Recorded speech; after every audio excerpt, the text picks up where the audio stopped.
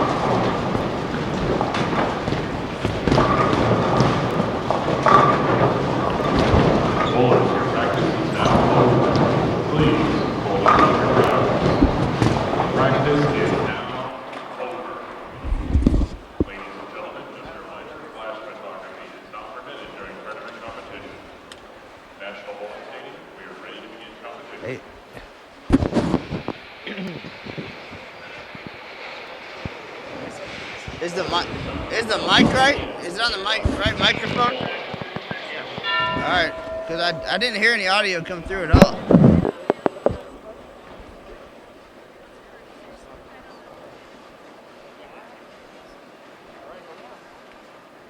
Oh God, other way.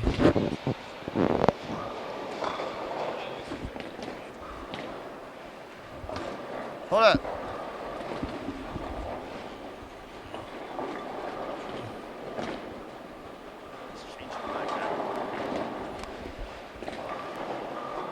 What happened?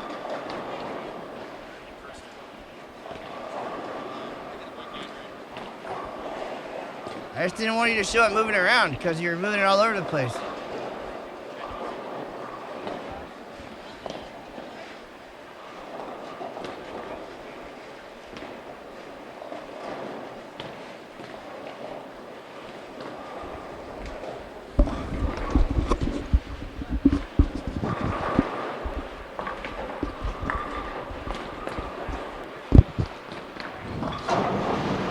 All right, folks, we're now underway here at the National Bowling Stadium. Doubles and singles for our team record holders. Motion Plus Lanes from Cudahy, Wisconsin. These guys are a very talented group. They came in last year and nearly got it done in 2013. Came up a little bit short, shot 34-99. Came back this year in a record fashion, 35-61 in the team event yesterday. They are your new record holders. On that team yesterday, Chris Pierson, former Junior Team USA member, former PBA exempt players, Chad Kloss and Dave Beres, and the tall guy, the talented Chad Maas from Waukesha, Wisconsin. And their 5th guy is one pair to the right. He's the wild card today, Jeff Nimke.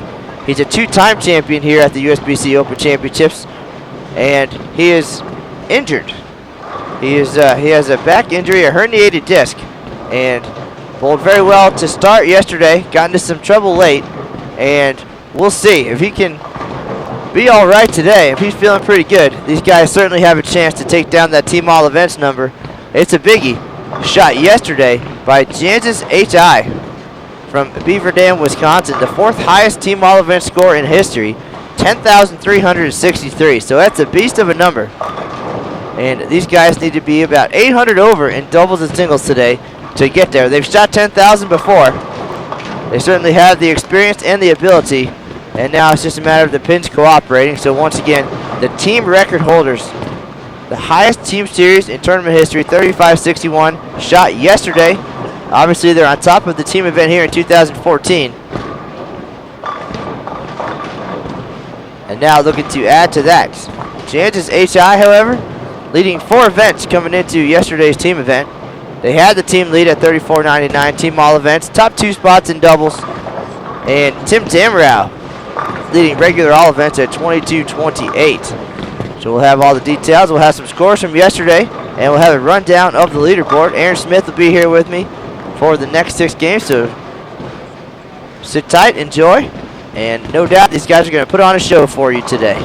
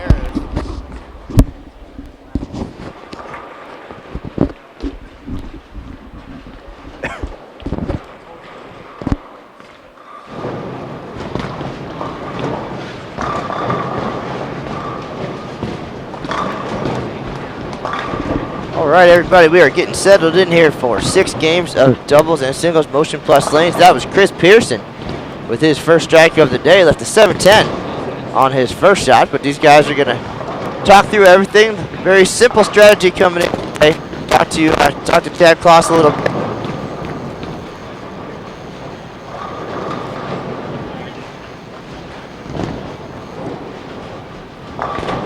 And Chad's plan was very simple. He said simply they're going to play a little bit towards the outside in practice and maybe very early in game number 1, but they certainly didn't want to get out of their comfort zones.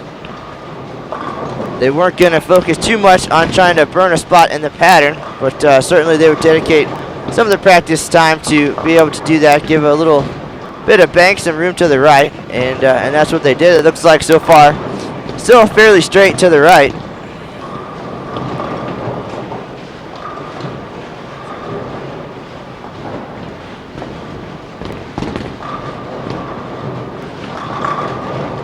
Again, 5 players for Motions Plus: Chris Pierson, Chad Kloss, Dave Beres, Chad Maas, and 1 pair to the right, Jeff Nimke. And joining them on the pair here today, the featured pair, 43 and 44 here at the National Bowling Stadium, is John Papp and Bob Kelly, perhaps familiar faces in the bowling world. So certainly a good draw there, and a good extra pair for doubles and singles. So we'll see how all these guys can work together and try to get it done here. Aaron Smith on headset. We're ready to roll here. We had an exciting couple of days and looking for one more. Aaron Smith, welcome back. Well, thank you, Matt. Excited to be back. Here we are again, Bowl TV, 11 a.m. out here in Reno. We're watching team leaders in back-to-back days. Hard to thought that 34.99 was going to hang around a little bit longer. These Wisconsin guys, they're tough on each other. They say nay, nay to that.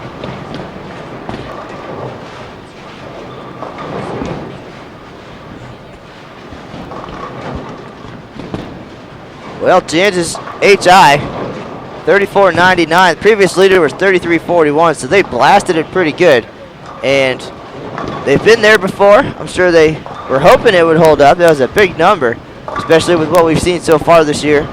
But last time they had the lead was 2011. They held it for 3 days before Brian Brazeau's Pro Shop came in and raised the bar. And Brazeau's Pro Shop actually now Storm Bowling of Florida, and they're the companion team to Motion Plus Lanes, the current team leader. So Kansas HI had a great run again. They're certainly putting themselves in position to get things done here at the Open Championships. This time, just not enough in the team event. See if they can hold on in team all events. A big number, 4th highest all time, but not sure if these guys have anything to say about it, that number's not going to last the rest of today.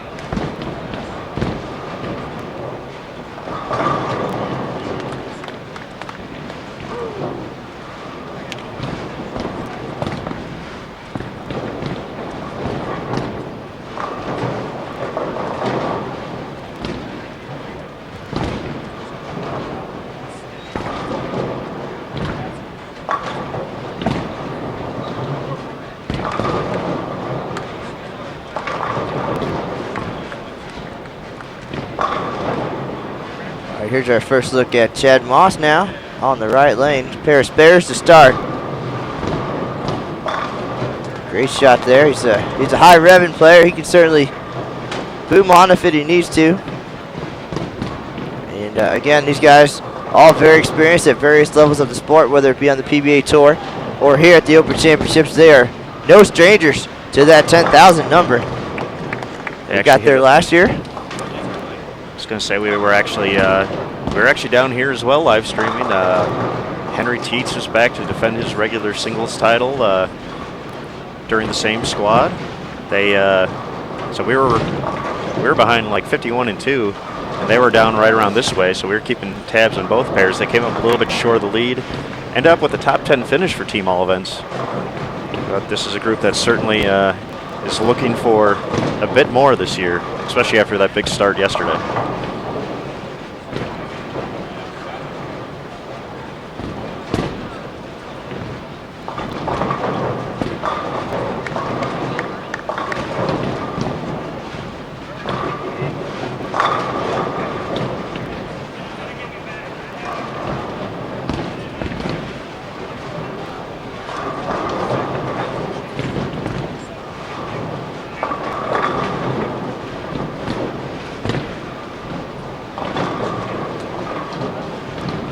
Right now, Aaron, getting things situated on social media. You can always find us there on Facebook, The Sport of Bowling USBC, or Matt Canizaro USBC, and on Twitter at USBC, at USBC Aaron, and at USBC Matt. And always lots of good tidbits and details and stories and pictures, you name it. We're out and about and trying to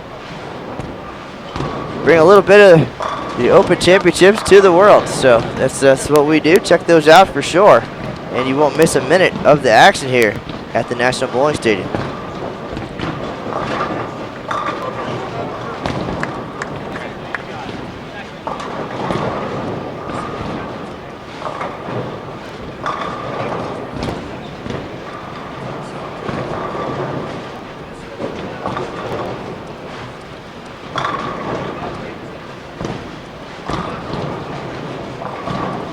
Nimke coming out of the gate strong after a split in the first frame.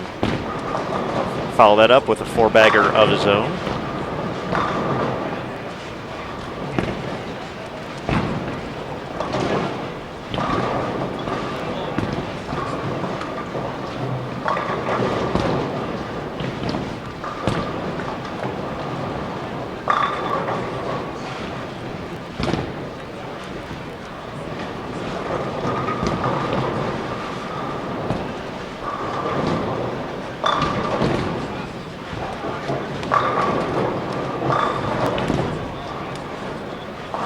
Aaron, we saw some big scores yesterday. Kansas HI averaged more than 228 in doubles and singles to get to the 4th highest Team All Events total in history. These guys, again, have their work cut out for them today, but they have a pretty nice head start, 35-61, plus 561. So they're halfway to 10,000 already, and they still have 6 games to go. Of course, yesterday, the 43-foot sports certified lane condition, and today, 40 feet. Very similar to last year, just a foot longer. A little bit more volume though this year, so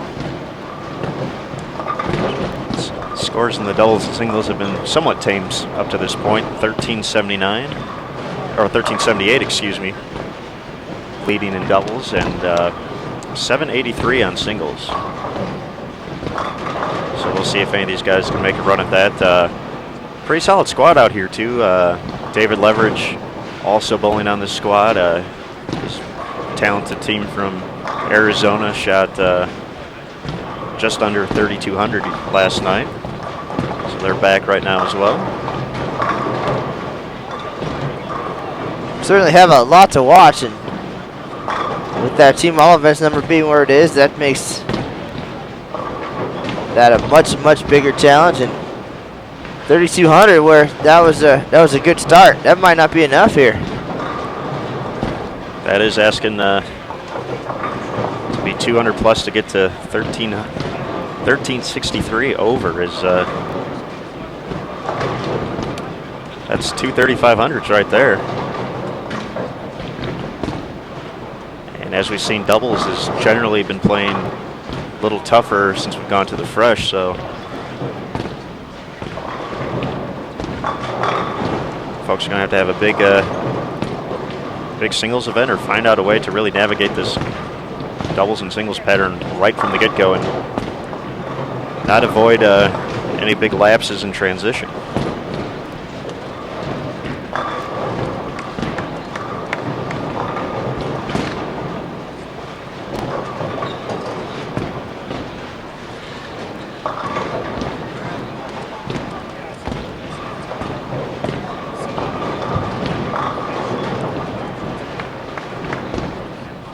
For those of you just tuning in, once again, thank you for joining us here on this Saturday afternoon. This is Matt Canizaro and Aaron Smith live at the National Bowling Stadium 2014 USBC Open. We're watching the team record holders try to get it done here in doubles and singles. Motion Plus Lanes, formerly known as Red Carpet Lanes. Very talented group, very capable group. Out of Cudahy, Wisconsin.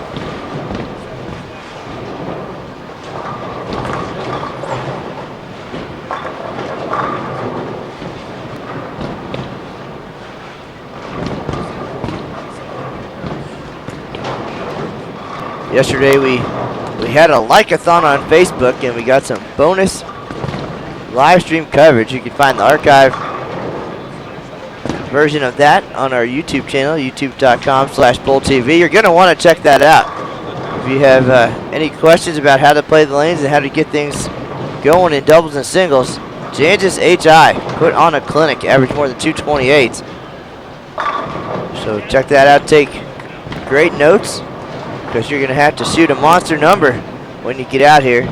And any of our other broadcasts are on there as well. You can watch Oregon Bowlers Association show you how to play the team pattern. They made a run at the lead not too long ago, and now that number through the roof, 35-61. So as we get more and more full here at the National Bowling Stadium this year, bigger and bigger scores. Kloss unable to get the messenger to take out the 10. These guys were pretty far right, maybe even a little bit further right than what we saw yesterday during practice. At least for the first few minutes, they were closer to being up the 5 board than 7, 8, 9 or so. So we'll see how it works out for them in the long run. I know a few folks in the chat room thought guys yesterday were using a little bit too much ball, too much surface to start, but they as you mentioned, what they did was a clinic in how to attack this doubles and singles pattern. Well, in talking with Kloss before they bowled, as I said, they intended to start a little bit farther right in practice, but not spend too much time trying to burn a hole in any zone of the lane. They just wanted to give it a few shots in practice and try to open it up a little bit, but then get where they're comfortable and make great shots, and that's what they do, of course. As we talked about a lot on yesterday's broadcast, spare shooting, crucial here at the Open Championships on these challenging lane conditions. You got to make good shots, but it's the teams that leave the makeable spares and make them that are going to excel, and Jancis HI, I would say if I had to guess at this point, they probably lost about 100 pins in single pins just while we were watching them. So that number could have been a record, could have been a lot higher. That's the difference, of course, between a great score and a record score sometimes. And as we saw Chad Kloss missing the 10 pin just moments ago, he's going to have to shake that off and throw a lot more strikes. That way, you don't have to worry about spares at all. Yesterday they only had one single pin miss in team event, only 8 opens total. So certainly didn't give too many frames away. You can't when you're putting up a record number. But yeah, a few splits early on here. As we mentioned, the doubles and singles pair tends to play a little bit tougher overall. But yeah, certainly can't let frames like that get away. Just got a quick hello from Dennis Rakoskis, 2008 regular doubles champ and a fellow Floridian. So always good to see these guys come out. It's a talented team. They were in the hunt for so long, and to see John and Dennis get that doubles title was cool back in Albuquerque. A lot of teams flirting with the numbers so many years, so many times. Another one that comes to mind is Michael Nape, our former average leader. He's always around the top. Finally got himself an eagle. It's that year as well, 2008 team all events.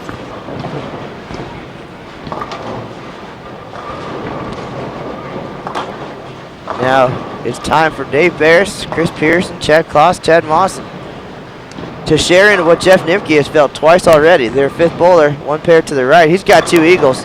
Trying to share that feeling. Dave Beres has found some success in the PBA Regional Tour. Even made a TV show last year. The RPI Finals, I believe it was, on during the World Series of Bowling. That is correct, sir. Chad Kloss made a run at the TV show at the Masters not too long ago. So very capable, of course. Chris Pierson, the up-and-comer of the group, the youngster. Spent a couple years on Junior Team USA, bowled a little bit in college, and he has vast amounts of knowledge of lane play and a very talented bowling family. Of course, the son of Eric Pierson, the Women's Championships tournament manager. They do a lot of bowling up in Fox Run lanes in Waukesha, putting out challenging conditions and really learning to throw good shots and make their spares. And the whole Pierson clan is very, very talented, and we're going to see Chris for many years to come finding great success, and so much in fact that he is Aaron Smith's dark horse this year for putting up a big number at the Open Championships, and he did not disappoint. In day number 1, shot 756 in the team event yesterday. That's my boy. Yes, Pierson family, very talented. Chris's younger sister, Alyssa, has had a very, very solid year in the collegiate level bowling for Lindenwood University. They'll be out here not too long. We have the 2014 Intercollegiate Team and Singles Championships, the X-Bowling Intercollegiate Team and Singles Championships coming to Reno starting April 14th. That'll be right around the corner, so the top collegiate teams will be heading over to the Reno Sparks Convention Center. You can catch all that coverage. Good friend Lucas Wiseman will be in town for that, so I'll be right here on Bowl TV.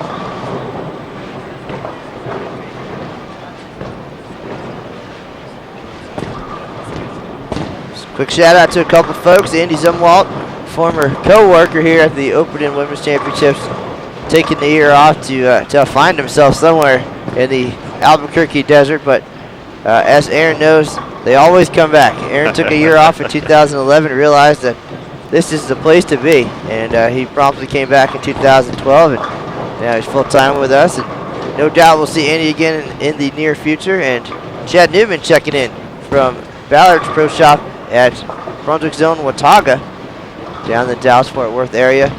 Not a lot of ball drilling getting done today at Watauga, so Chad, thanks for tuning in as well.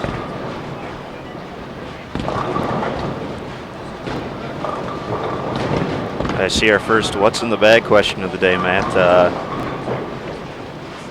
I'm going to attempt to do this as best as I can. Chris Pierson, he's a free agent, but I believe he's starting off with an IQ tour.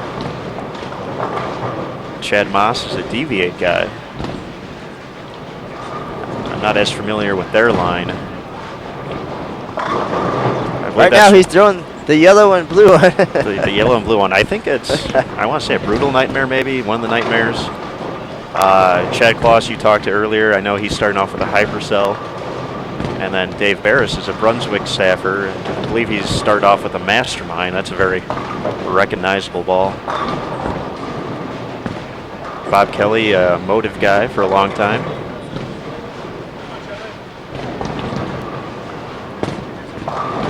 John Pat looks to be starting with the gold ball. The IQ. Oh, he's already made a ball change. He had started off with the gold ball. Well, Aaron, I think as we've seen so far, and as Chad is showing us here with that looks like a ball change as well for him too from the get-go. The zero gravity. He said it was going to be between the Hypercell and the zero gravity, with possibly a light 2000 and an Asylum in the mix as well. But the goal, at least on the fresh, is perhaps a little bit of surface to help tame down that back end a little bit. The ball will still, it'll read, it'll get down the lane, but it won't overreact for you when it hits the friction on the back. And I think, as you mentioned, the gold ball, maybe a little too much on the back early.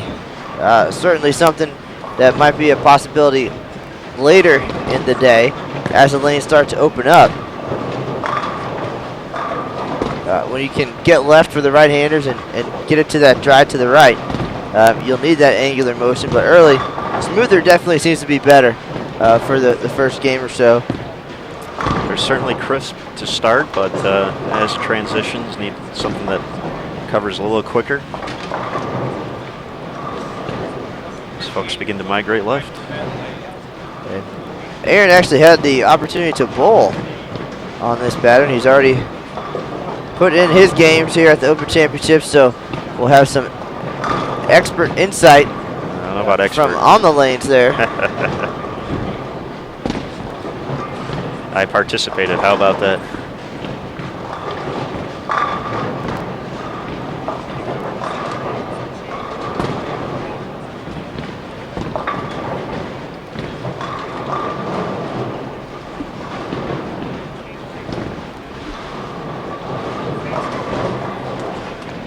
There's another strike for Chris Pierson. He's rebounded nicely after that pocket 7-10 to kick off game number one.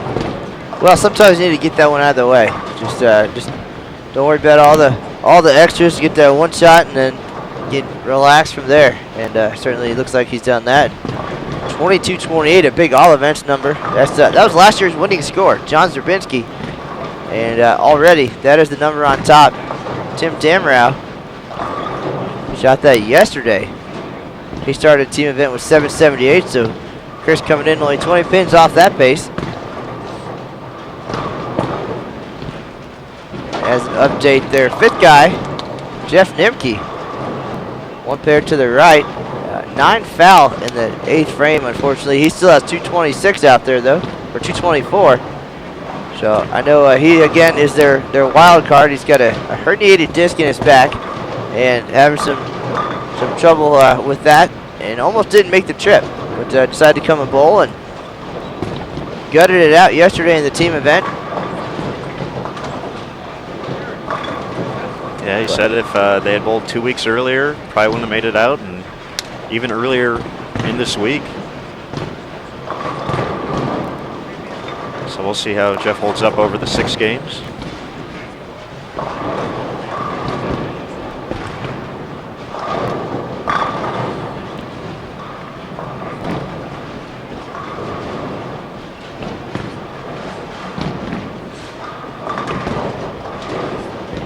Definitely Jeff understands what this event's all about, not only from being from Wisconsin, but being a 2-time champion, so he knows if he wasn't feeling up to it, he certainly would have bowed out.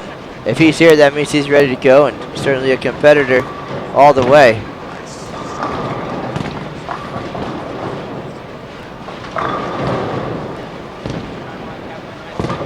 Here's Bob Kelly up on the right lane. Looks like he's throwing that Motive Sigma Sting. So those balls pretty recognizable as well. So we'll keep an eye on his ball changes throughout the day. Some of the deviate stuff, not so recognizable. A lot of bright colors, but very similar. So, good shot, but a tough break there for Pierson. Gets the 7 to go. Stuffed nickel.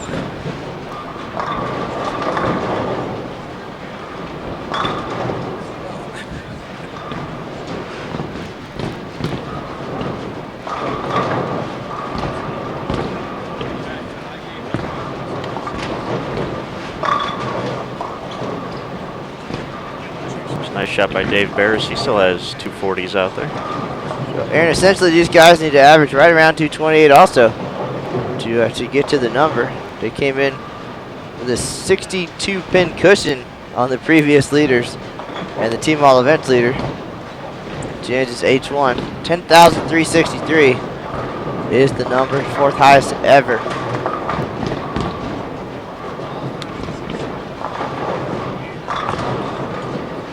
Jeff Nimke is going to be in the 2-0s here. They're finishing up a little bit quicker than our feature pair right now.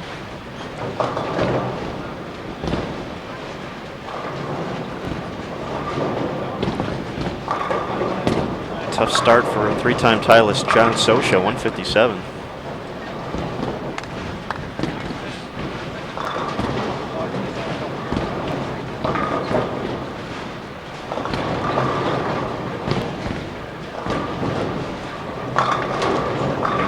Chad not feeling comfortable today. He stopped by a minute ago and had a few choice words and just trying to get the arm swing right.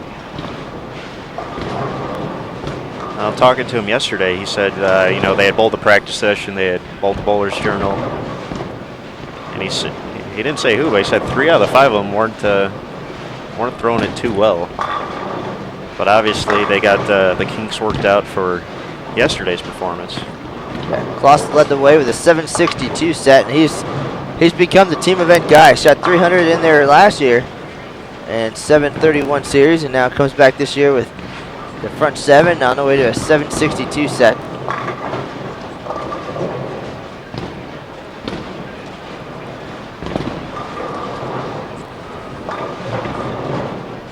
All these guys pretty versatile in their games and the 2 different pattern lengths. Probably not much of an issue getting lined up, getting their equipment right.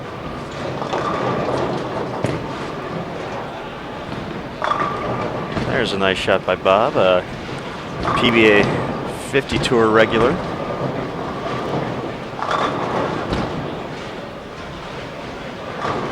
They got some bowling in their bloodlines. Bob's wife, USBC Hall of Famer Linda Kelly. Uh-oh, false start. And here we got a question in the chat room. How did Nicholas Jays do yesterday? The 2012 team champs had a pretty good day. They had a rough start, less than 1,000, came back strong and finished around 3240. They're actually sitting right next to us, watching these guys, trying to get an idea. They bowl tonight at 10:30, so they're trying to get a feel for the pattern and how things are going to break down. Andy Mills with the big set out of that group, 756, so he's looking up as well, hoping to make his way up the leaderboard, help his crew. Nick Heilman was in the 715 range. Those guys, when they won in 2012 on a very difficult pattern, shot 3,400. And they had only 8 holes, so maybe that's the magic number. They took home that title by a landslide. They got challenged maybe once or twice throughout the year, but they put up that number early, and it held on all the way. So you just never know. Again, we've seen amazing numbers. We saw Ron Vokes in 2009 shoot 857 and 23-21 and thought that was it. There's no way anybody's beating that, and then Bill Gergen comes along, shoots 862. So we heard it plenty of times yesterday. It's not over until it's over. July 13th is the final day. A long way to go, a long wait for all of our leaders.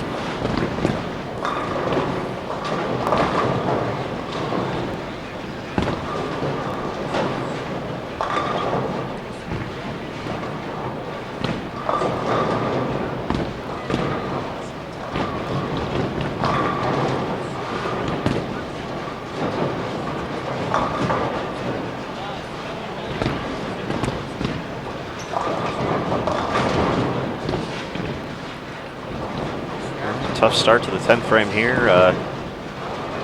for Motion Plus Lanes. 2 shots run high.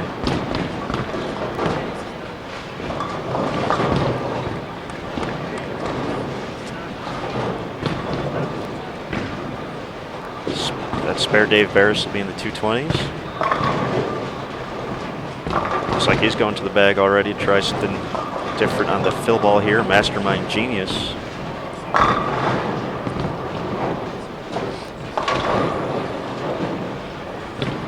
Open in the 10th for Pierson.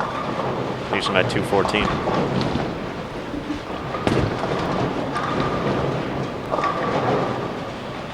Their companion team, Southern Storm, shot 32.46 yesterday, I believe was their number. So, very talented group of 10 guys. We knew there'd be some noise coming off of their pair. Just never know which team it's going to be. This year, Motion Plus Lanes with the highest score all time, 35.61. Previous record, 35.38, set last year here at the NBS. Prior to that, 20 years ago, 1993, Ruger's Bagels, 35.37. But they say records are made to be broken.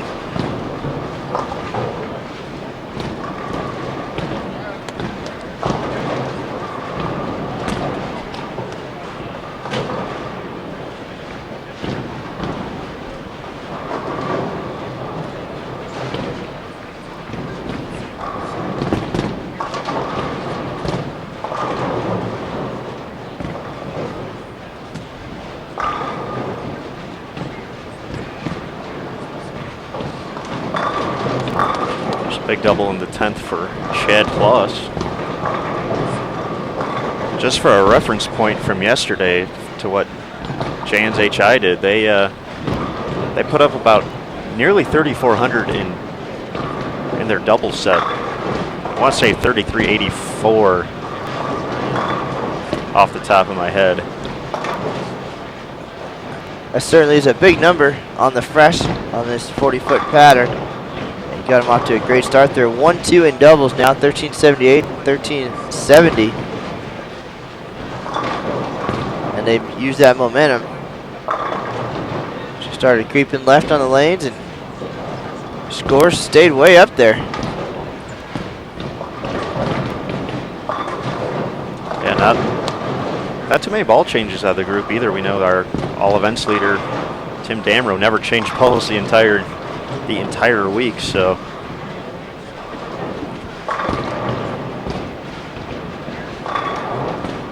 yeah, it looks like a few of these guys have already made the move away from 10 and already into 15. So there's a ball change here for Chad Maas. That one pushes a little further down the lane. Gives him a 192 start.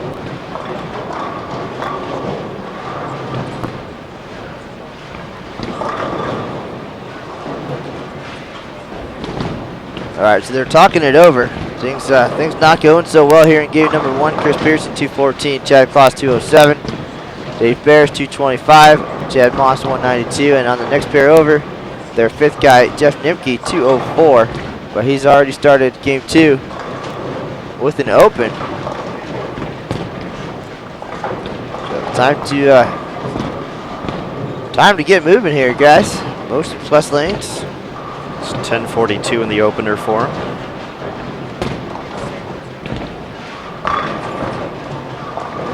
For those of you just checking in, this is Matt Canizaro and Aaron Smith live at the National Bowling Stadium 2014 USBC Open Championships. We're watching team record holder Motion Plus Lanes here in doubles and singles. They already were on the schedule for this year, and rightfully so. Made a run last year and made a bigger run this year, 35.61 in the team event. And now trying to get comfortable and get loose here in doubles and singles. As Aaron mentioned, they've taken advantage of all the competitive opportunities inside the National Bowling Stadium. They did a practice session downstairs on the track showcase lanes. And they bowled at the Bowlers Journal Championships right next door on lanes 69 through 78 here at the NBS. just to get a feel for this doubles and singles pattern. Of course, 2 patterns this year. Happened last year for the first time. 43 feet for team, 40 feet for doubles and singles, and that is the featured pattern at the Storm Bowlers Journal Championship. So if you're looking to win a few extra prize dollars or get an idea of how the doubles and singles pattern is going to play, stop by, make an appointment, go over there, check it out. You never know. We had some big scores this week. Had our first 300 over there at 298. These guys took advantage of that so they could come up with a little bit of a strategy, make some equipment choices, and hopefully it pays off for them. Team practice session clearly did. Downstairs, all 10 of them for $125 for the hour. The track showcase lanes, the team pattern, gave them a chance to finalize their game plan, and now they're the record holders.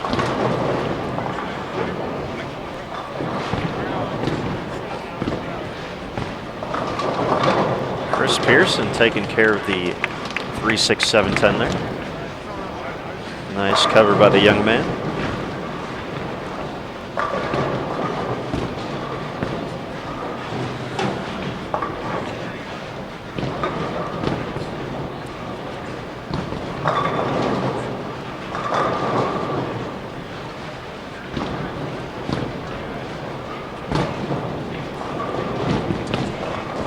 Jeff Nimke said he woke up one day, felt like he had a Charlie horse, and turned out there's some other things going on with the herniated disc and some nerves, and certainly a trooper for being here. But as we said, the wild card in this team all events run right now. Jeff started with 204, 1 pair to the right. It's a nice shot by Maas. He stuck with that ball change he made. Maybe moved a little bit further right, just a touch. Slashes the 10 out of there.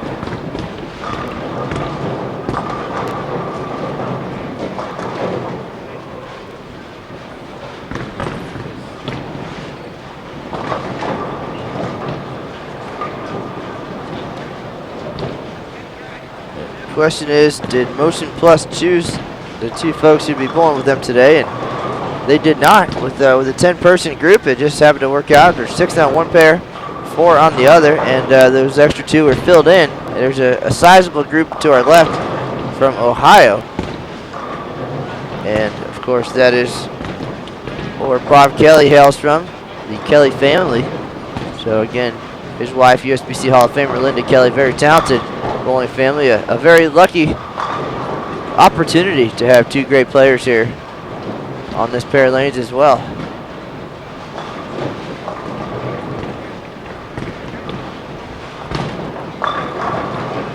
Pierson goes high on the right lane and light on the left lane.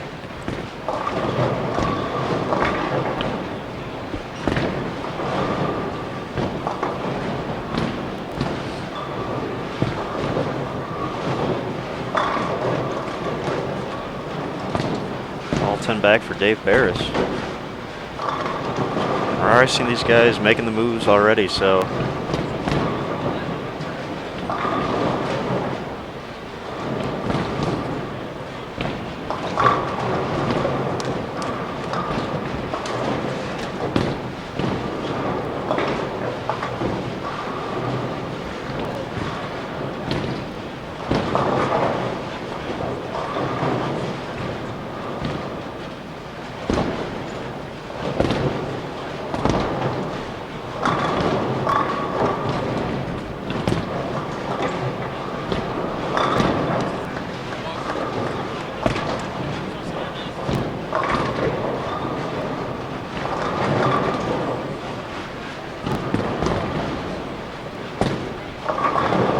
again, we have a big crowd watching right here at the NBS with these guys. Celebrities around here at the Open Championships. We already mentioned Nicholas J's Pro Shop 2 in attendance. Nick Heilman, Trevor Yanin, Andy Mills watching their fellow Wisconsinites. I don't know if that's a word or not, but as well as PJ Haggerty, David O'Sullivan in the house. They'll be bowling later tonight at 7 p.m. Very talented group. now have a much bigger number to shoot at after the events of the past 2 days.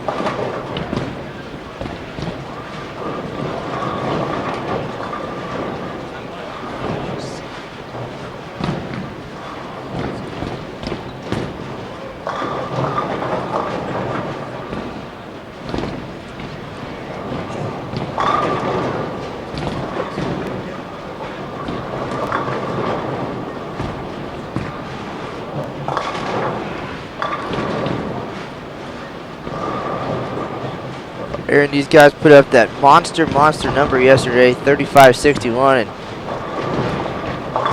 you see a lot of teams come out and go really well in the team event, and it's just hard to get things going in doubles and singles, whether it's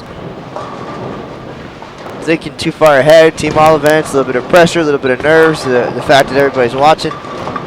These guys, we talked yesterday, they're pretty even-keeled, level-headed about the whole thing, and they understand what this event's about and what it takes. And I don't think they were thinking too much about the record score or thinking too far down the line, obviously, and unless that score holds up until July 13th, having that record doesn't mean a whole lot until it's over.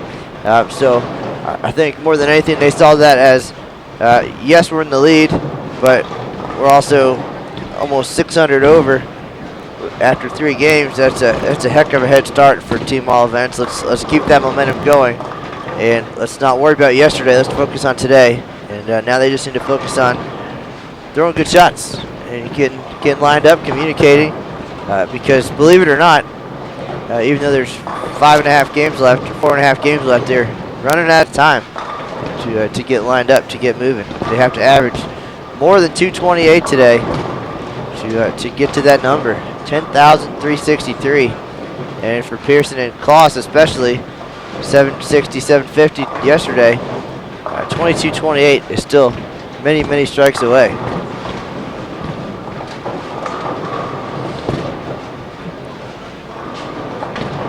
Yeah, it does certainly go quick here, especially not a terrible start. 10:42 in the opener for the 5 members of Motion Plus Lanes, but based off the pace we saw yesterday, they're going to have to start figuring something out here. Not a double up there yet this game.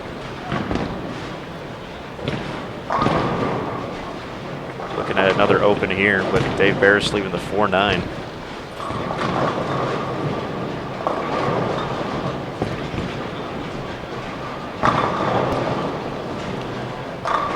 Aaron, things not going well to our right either. John Sosha for Southern Storm, 3-time champ here. First bowler with 2 800s on the championship lanes. He's got 157 in game 1 and is potentially looking at his 4th consecutive open frame here in game 2. And those guys, 32-46 yesterday, in good position to make a nice run as well. But not off to a great start over there. Brian Brazeau, 244, however, so he's pacing the group. But you're absolutely right. A lot of great bowlers on the lanes and around us. Some note taken, certainly. Looks like AJ Chapman, Junior Team USA member, might be making an appearance here at the Open Championships. Certainly, I mean, who wouldn't want to hang out and have a trip to Reno, but another talented player there, very versatile in a Tommy Jones kind of way. I don't know if you had the opportunity to see him bowl very much for Wichita State, I believe. But, some of these teams seem to get stronger and stronger. Well, the collegiate level really building that up. Obviously, the team aspect that's so familiar there, and the communication and all that translates so well to what's out here at the Open Championships. You're going to see that more and more, I would imagine, once they finish the collegiate careers, and they'll be coming out here and just be racing up the leaderboard year after year. It's really a great stepping stone. And as we mentioned it earlier, we'll have the X-Bowling Intercollegiate Singles and Team Champions out here in Reno. So the kids will be at the Reno Sparks Convention Center, get a chance to experience a convention center build that the Open Championships is oh so familiar with, and the high ceilings and the banners and the whole experience. It's just for the first time you get to do it is certainly something memorable that sticks with a lot of bowlers. And like I said, they have a great opportunity to come out here and put the same skills that they learned in. I think Chris Pierson level. and John Zerbinski, last year's All Events champ, they're kind of the first generation of where things are headed in the sport level. The opportunity to bowl in events like the Junior Gold Championships, the USBC Youth Open, on sport bowling link conditions, high school bowling, the fastest growing varsity sport, of course.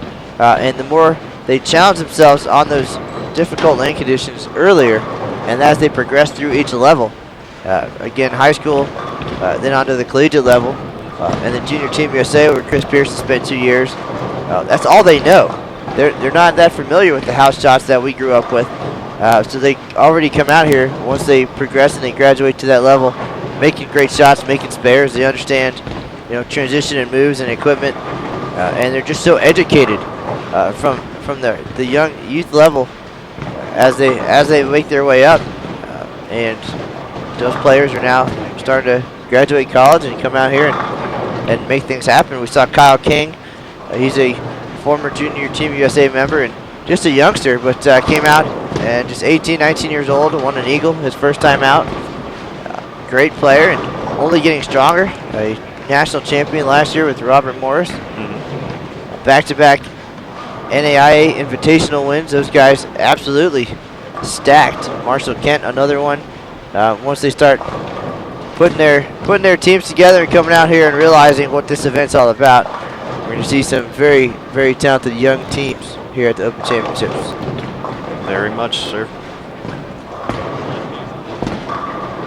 Saw another ball change by Chad Kloss there. So he's gone through the bag quickly here, and we're only in game number 2. Tough break for Bob Kelly with the 4-9.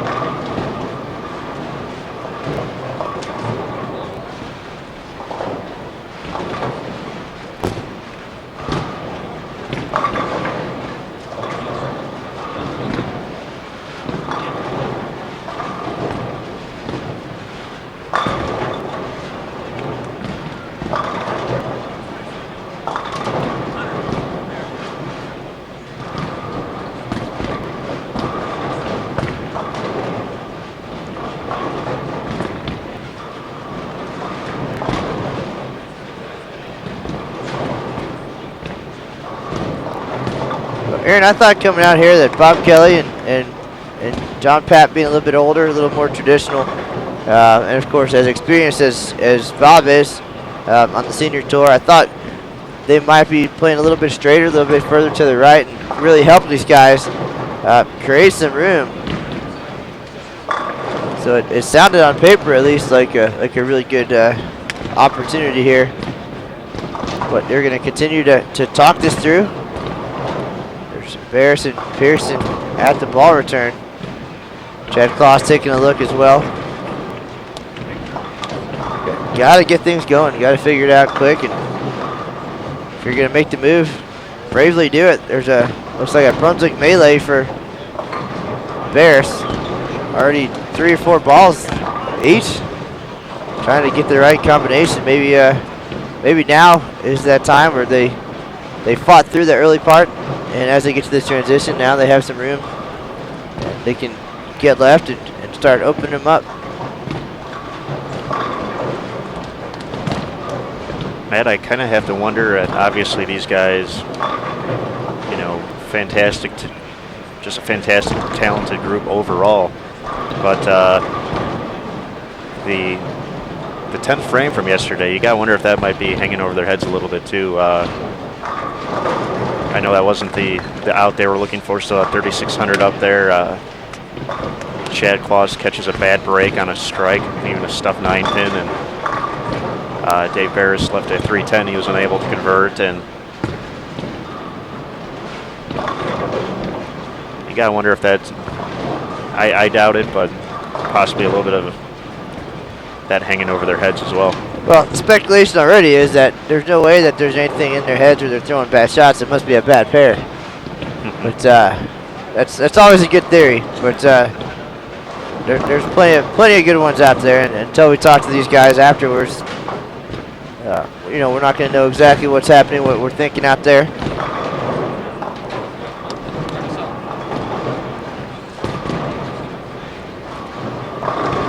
They have every bit of experience and ability to make things happen. And we've seen great scores on all pairs in this house. I think I figured it out, Matt. After yesterday, they started off 1269. They're going to go the opposite way today.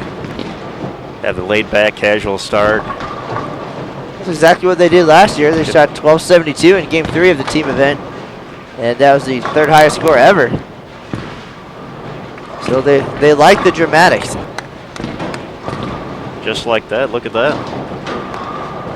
All strike in the 5th. 3 out of 4 in the 4th frame. So looks like Pierson already left of 20 on the approach. Bob Kelly going to the bag as well.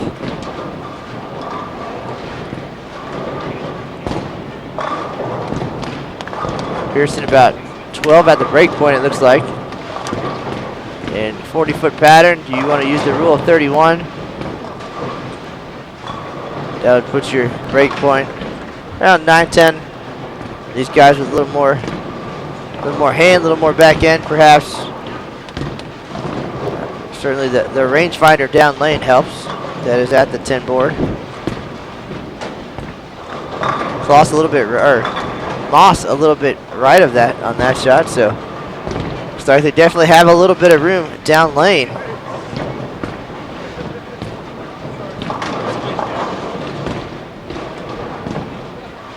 Kloss still looks like about the straightest of the group here. Yeah, he's still in between second and third arrow there. About 12 at the arrows. Got that one right of 10 at the break point. Lucky to leave just the 2-pin.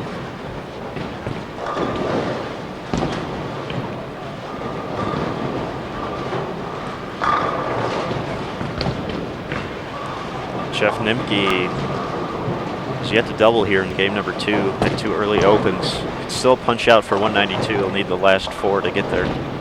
Excuse me, 202.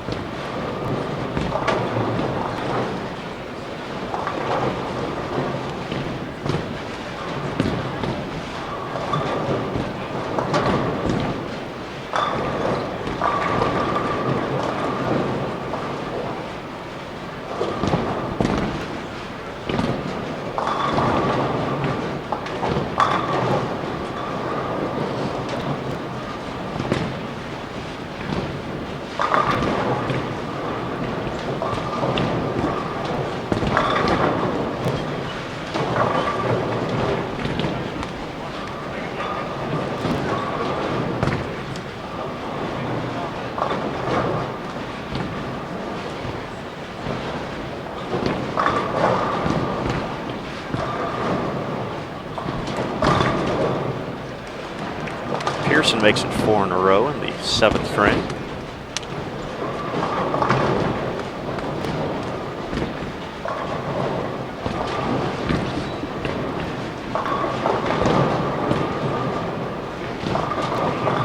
Looks like Kloss is going back to that 0 gravity.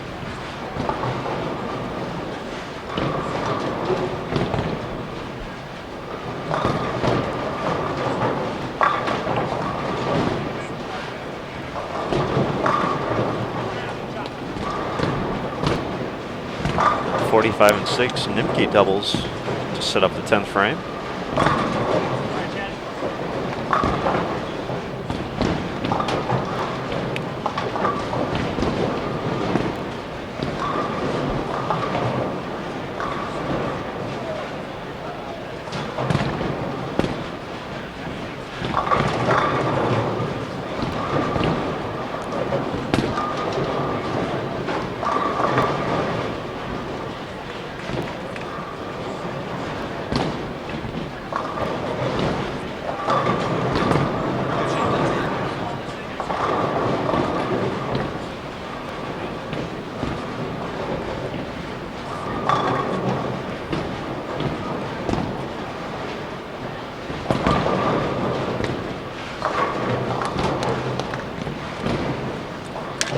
Maas makes it a 5-bagger. Exactly how I want it. These guys are starting to strike a little bit here.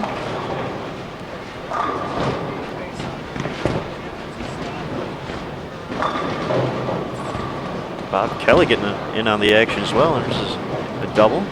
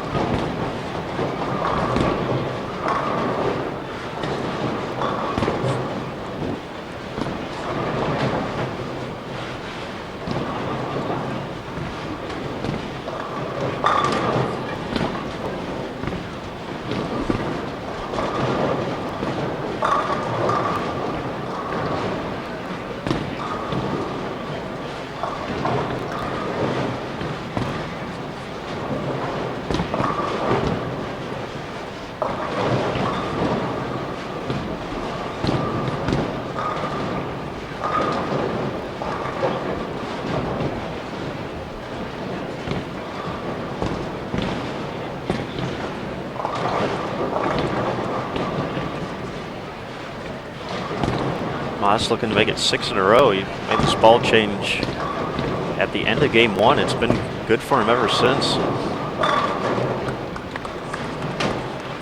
He's thinking 280 this game.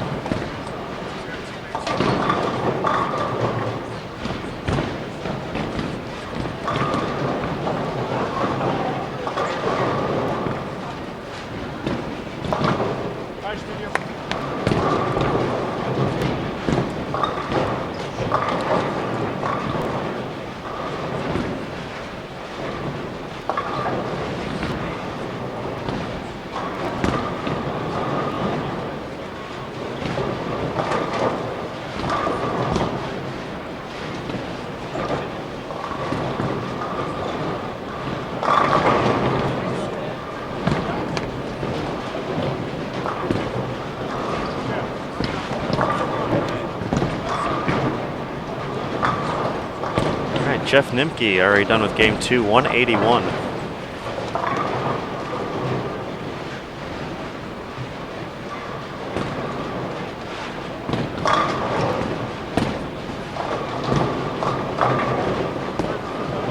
His doubles partner Rich Abu, 223 after a 212 start.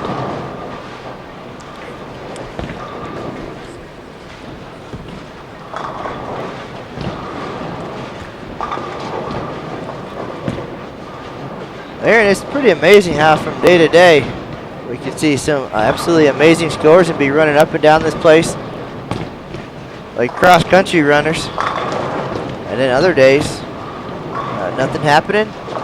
We had classified week last week, a lot of great classified scores and changes, and then the last couple of days it's been all about big team scores. Of course, yesterday's doubles and singles had us running all over, but today the action's a little bit slower here. That only means possibly the calm before the storm. We're going to see a big single set maybe.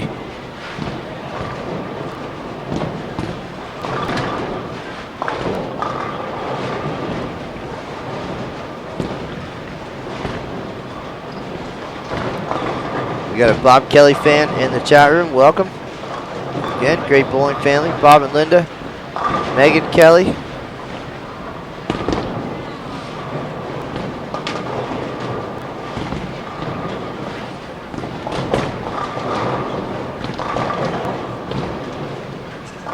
Everybody just stopping by. This is Matt Canizaro and Aaron Smith. We're live at the 2014 USBC Open Championships here at the National Bowling Stadium behind lanes 43 and 44.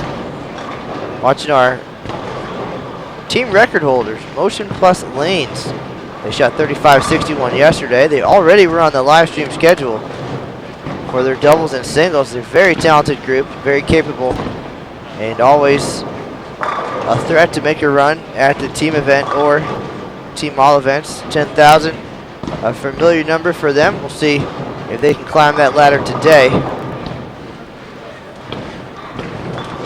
If you're curious about the rest of the live stream schedule, you can visit bowl.com, go to the Open Championships page, and there's an information tab on the right side of your screen where you'll find a link to this year's live stream schedule as well as laning conditions and so much more. If you'd like to register for next year's event in El Paso, Texas, we've never been there before. It'll be the 112th Open Championships, and our very first visit to El Paso was the gracious host of the Women's Championships in 2010 and the home to Aaron Smith for 4 or 5 months there. And if you have any questions about what to do and where to eat in El Paso, Aaron's your guy. So registration already open for next year's event, and the Women's Championships as well. About to kick off here in Reno next Friday, April 11th.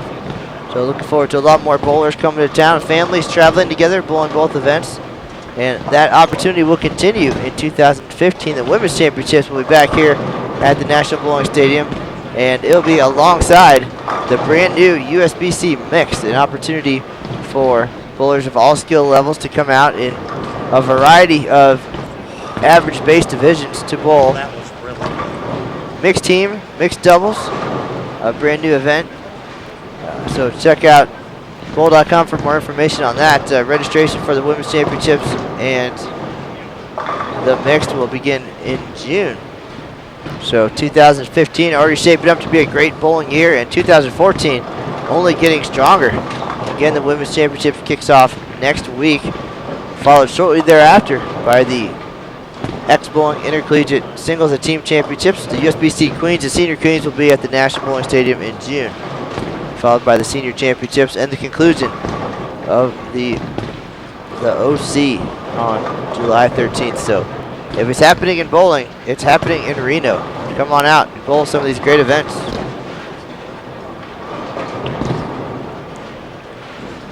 Speaking of 2010 regular doubles champ, Steve Bone checking in the chat room. Steve, welcome. Steve and John Cryer reached that pinnacle. Got to share that experience.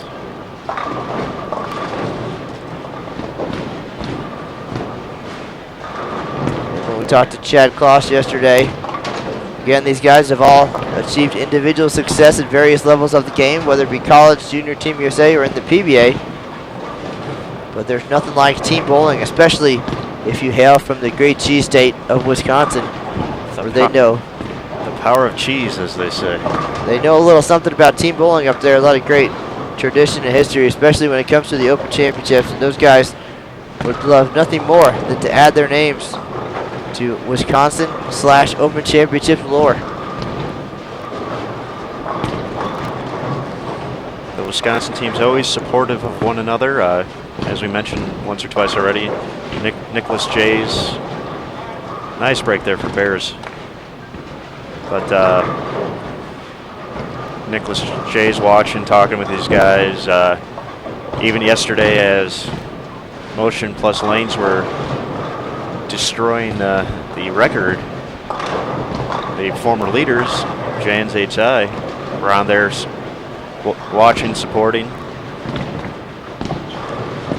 I'm sure they wish their team total lasted more than a day, but yeah, a very tight-knit bowling community up in Wisconsin.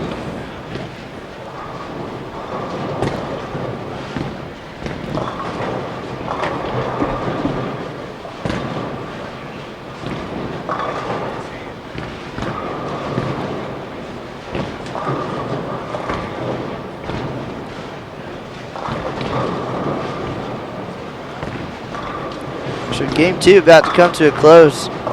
Motion Plus Lane still talking it over, making some ball changes here. A little bit of head scratching going on, and they knew they really had to come out and blast them today if they were going to match that team all events number. 10,363, the fourth highest all time. Kansas HI yesterday.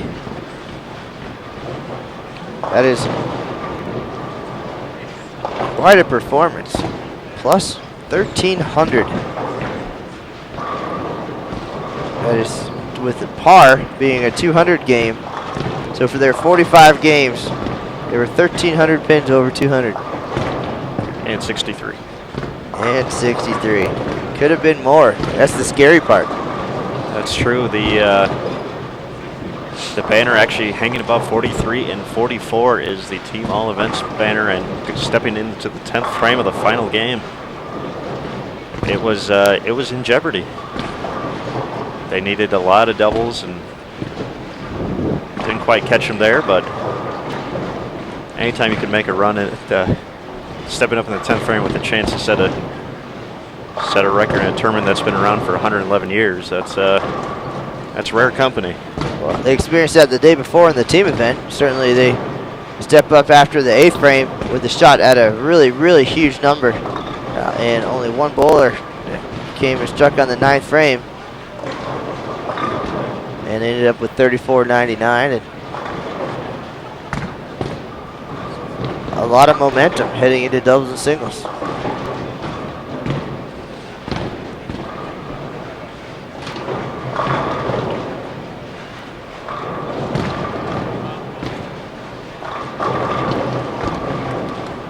Pierson takes care of the single pin in the 10th. Be in the 220s. Aaron, we saw last year a few teams make a run at that team number. It was a record at the time, 35-38. They came up a little bit short, but that almost seemed like more motivation for them heading into doubles and singles, especially for Eric Vermilia and his junior Team USA support teammates. They've been close to winning before. They got very close in the team event, let it get away. Threw great shots down the stretch and just came super close, and used that motivation going into doubles and singles and came away with the team all events title in a big number. Now, had they taken the top spot in team, they would have had a good head start, but their mindset potentially could have been a whole lot different.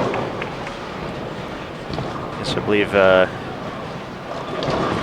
correct me if I'm wrong, but Matthew Tuckfield, shot 300 back in 2012, was the first one to not look at it as we just missed the lead. It's, hey, this is a fantastic start for tomorrow. Let's take care of business. And then he was put in the enviable position of needing to shoot 58 the last game. Bringing it home. And he got that and a whole lot more, and those guys will be celebrating as the defending champions here in just a couple of weeks. April 20th and 21st will be here bright and early to bring you their doubles and singles. They bowl at 7 a.m. Why mess with the good thing? That's what time they bowled last year when they blasted them in doubles and singles, so why not keep up the tradition?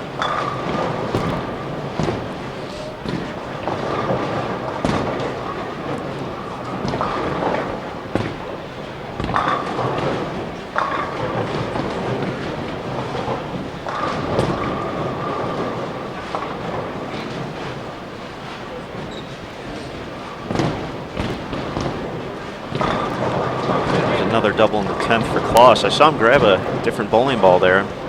Don't know if he's going to give that a shot. Right now, looks like he went back to the ball he was using. Yeah, it looked like the zero gravity again, but yeah, he just took that back to the bag. Going to the bench. I think that's a high road curl.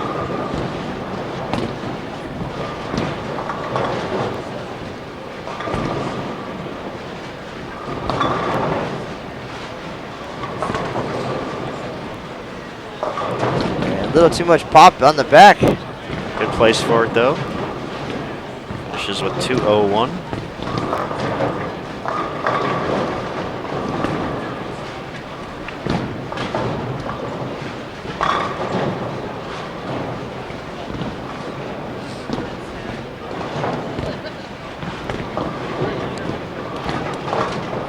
Jeff Nimke, 204-181, started game 3 with a double.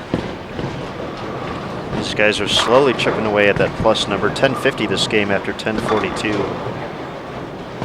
in the opener.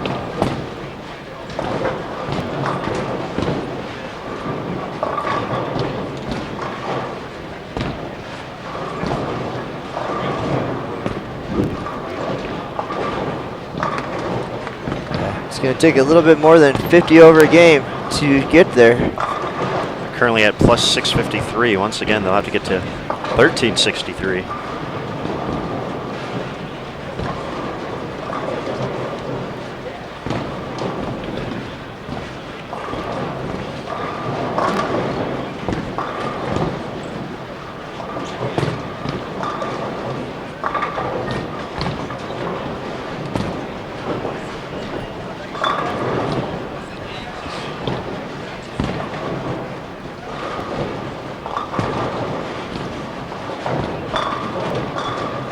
Way to start game number 3 of doubles here.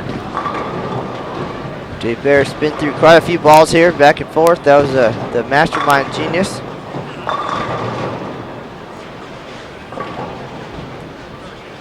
$8.59 for Beres and Pierson through to $8.48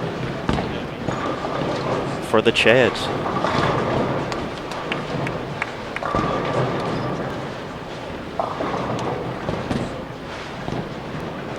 Once again, 1378, the current doubles number, set by Joe Jans and Tim Damrow. Chad Maas with a DV8 Diva. So we've seen the product lines of all these different companies today. Brunswick, DV8, Storm, Motive. I got a good variety out there on the lanes. And today's broadcast presented by Track Bowling. So we're well represented across the board here. All right, nobody's left out that way.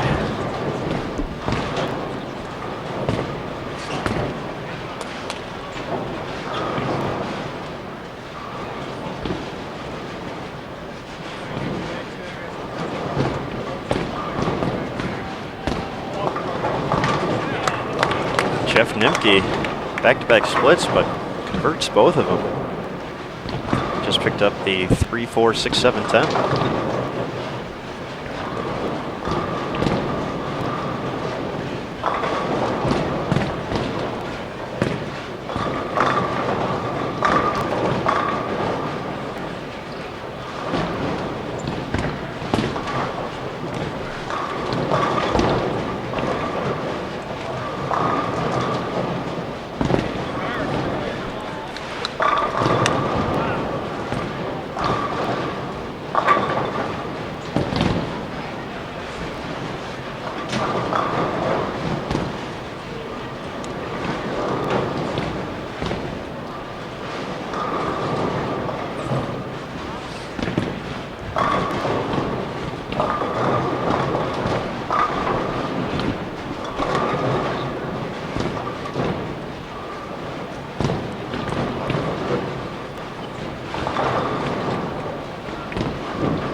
Right now we're in game 3 of 6 here. Behind lanes 43 and 44 at the National Bowling Stadium. Ocean Plus Lanes doing work.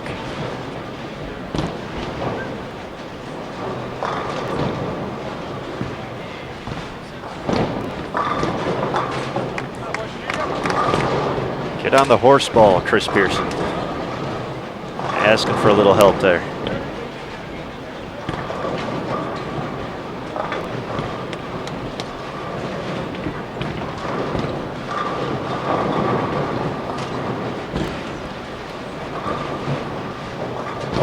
Guys are plus 92 through 2 games. We're going to have to be closer to 800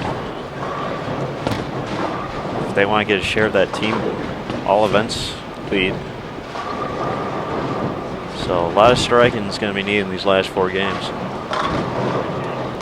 But off to a strong start here in game 3 of doubles.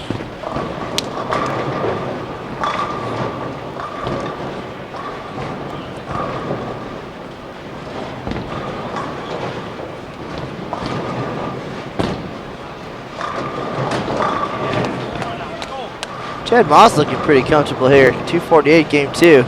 Starts game 3 with a double.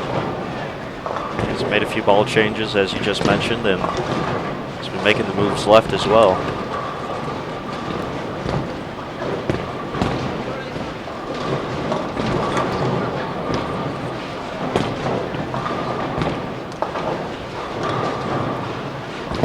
So I think they proved there a couple times, Kloss especially, that maybe they were starting to have a little more room to the right.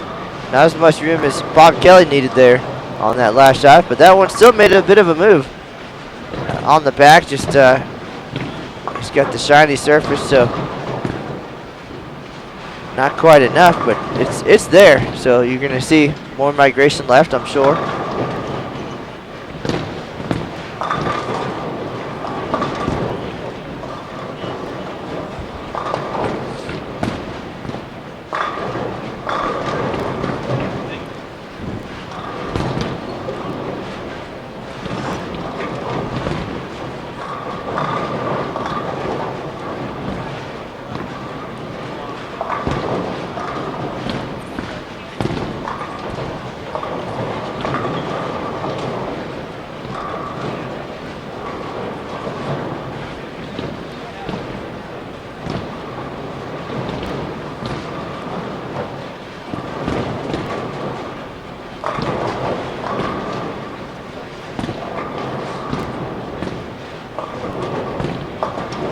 Pierson going away from the pocket a little bit.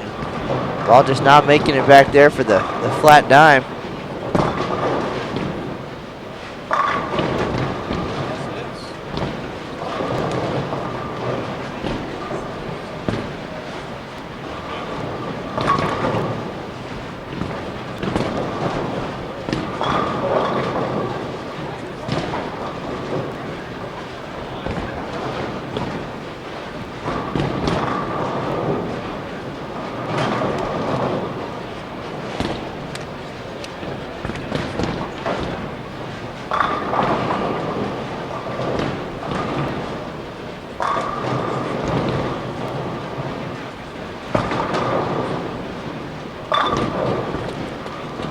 Three in a row for Maas.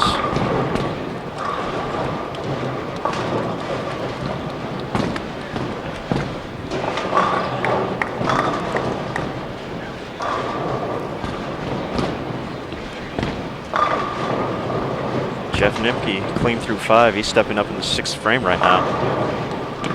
You can actually catch him at the far right of your screen. See his ball make it down the lane. Sends all 10 back. Jeff 204, 181. He's a 5th member of this Motion Plus Lanes crew. He doesn't look like he's hurting too bad, at least from here. No cringing or anything. Jeff, of course, the herniated disc, having a very painful last couple of months. Wasn't sure if he was going to make the trip, but felt like he was okay. And bowled pretty well early in the team event yesterday. Keep the ball in play here in doubles.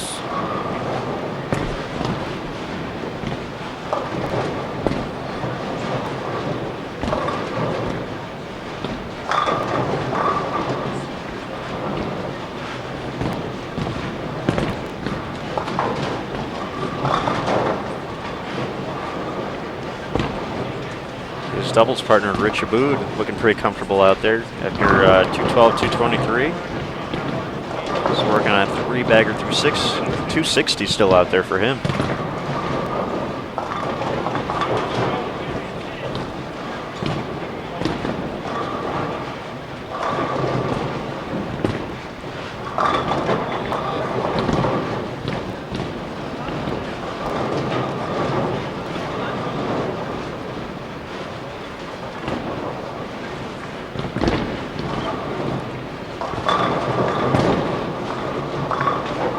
Ring 10 there for Pierson, and it shakes. Does not fall.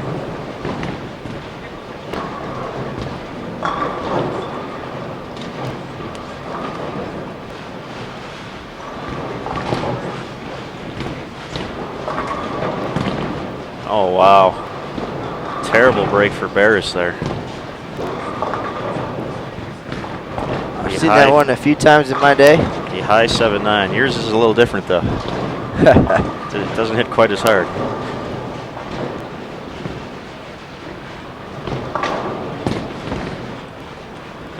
Terrible break right there.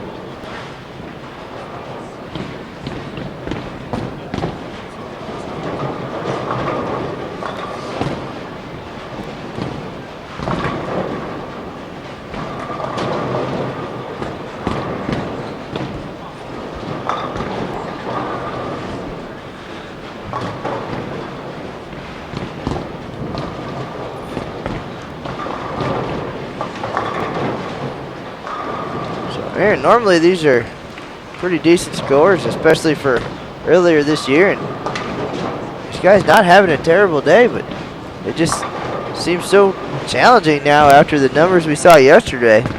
Team all events, 10,363, fourth highest all time. You really, when you break it down, you have to do so much to get there. That's probably why only 4 teams in history have done that. But yeah, it's even talking with some of these guys yesterday, wondering. Obviously, they're hoping that record stands, but much like John Gaines last year,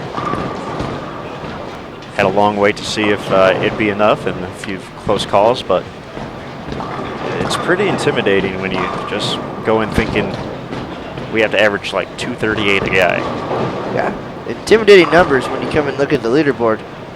And even coming in today, as you mentioned, crew yesterday averaged just above 228. That's a huge number out here. To have one guy do that is pretty impressive. To have all 5 guys on the same level, just going at it. Yeah, all 5 guys shot 2,000. And that's one of the big questions that you have to ask yourself and your team. Do you want to come out early, and do you want to try to set the bar when there's no standard has been set, so you're not really sure, there's nothing really pushing you at that point, or do you want to come out later and have to shoot at a number and for these guys they're going to have to average 240 in singles to get there or whatever it is. So some preference there. John Gaines, you mentioned last year they bowled on April 2nd and 3rd, set that number and had to wait it out until July. This year they'll be coming in June. So something a little bit different there. John Gaines used to setting the number and letting people chase him, and now he's going to have some pretty solid numbers in place. So a little bit different experience for that group coming in here in 2014. They'll of course get the star treatment as the defending champs, and it looks like when this event is over, they'll have 2 banners hanging up at home now. That team record, it lasted 20 years before they got here.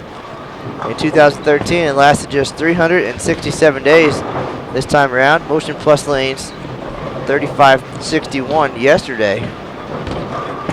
But again, it held up long enough. I know Gaines will argue that it held up long enough for them to take home that eagle, and that was the most important thing. And records were made to be broken. They don't belong to anybody. So looking forward to hearing their thoughts when they come out. A little bit different perspective now. Big number. They're the ones shooting at it. So we'll see how Janowitz and crew prepare, maybe even differently after last night's festivities. And obviously we still have 3.5 games left to go here, but we ended up having the impromptu live stream after they set the record last year, and their doubles and singles set wasn't bad, but certainly after they had raised the bar the day before,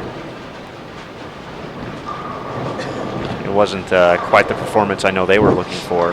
John Janowitz obviously had a great, he led the way. He ended up taking over the all events lead that day. I think he finished 4th overall when it was all said and done.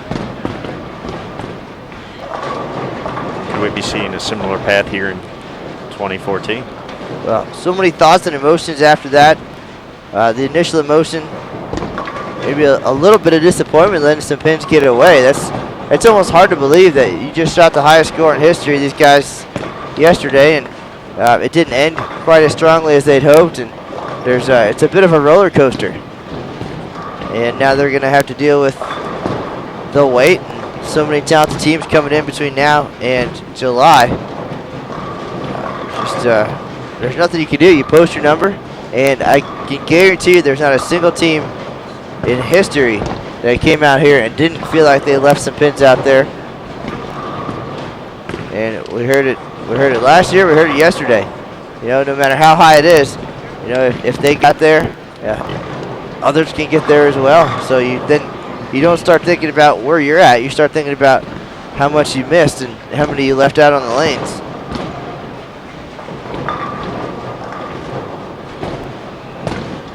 Dave Beres finding no love on the left lane right now. After a terrible 7-9. last time on 43. Leaves a 10 pin this time. These guys are here. It's kind of the start of the big wave here at the Open Championships. Nice messenger for Kloss there on the 10, but we've been relatively slow here early on. We started February 28th, and we've only had a couple of even team events in the evening. But tonight, our very first 10:30 squad of the year at 10:30. We've had a few So you're saying you scheduled. have to be here for 14 more hours? Yes, sir. Every right. minute of it. And some great teams bowling at 10:30 tonight, but we're starting to see the flow of players. And, we saw the world famous bowling writer Jeff Riggles has posted now that he's seen some big scores. He's seen enough scores, enough traffic through the venue to maybe come up with some of his own thoughts and maybe even predictions on this year's event. People always enjoy reading what he has to say about the Open Championships. Of course, a 4-time titleist. But even with some of our scores and different things, we've been waiting for things to settle in and for enough bodies to get through the door for some of the averages and numbers, loaded cash numbers, to mean a little bit more. And again, a lot of good players come early, but there's nothing to shoot at that point. You're setting the bar. So there's one challenge there, and then coming later, now you have to look at 3561 and 10,363. So I don't know. Maybe we should sit down and talk to some of the folks who have moved around a little bit and get their thoughts on all of that. After it's all said and done, John Gaines, Vernon Peterson, which do you prefer? Certainly will be an interesting perspective. I know for those guys, the July 7th couldn't get here quick enough, especially Vernon.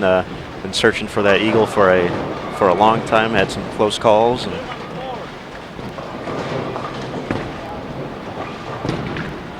And this Motion Plus team, no eagles, but certainly they're surrounded by them. I'm sorry, Jeff Nimke with 2. There you go. It's been a little while for him. Sorry about that, Jeff. But a lot of times when you talk with the guy who has 1 or 2, that's something that he wouldn't want, or he'd love the opportunity to share with his teammates. Jeff. Oh, go ahead. And that's really what it's all about. So these other 4 guys, various stages of their careers, certainly would love to have that. Jeff, probably nothing more than to help them have that. Jeff's been in this position before, having to hold on to a record score for an eagle in the 1993 event, 22.54 all events. A then record, actually held up until 2002. Stephen Hardy put up 22.79.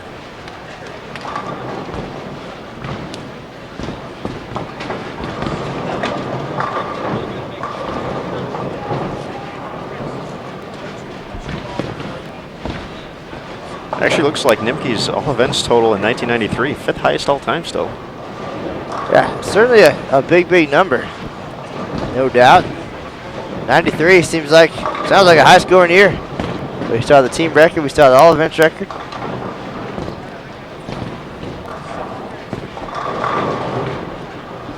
But no matter how high the highest all events total goes, Jeff Nimke will always have that orange eagle next to his name. Along with a team title as well.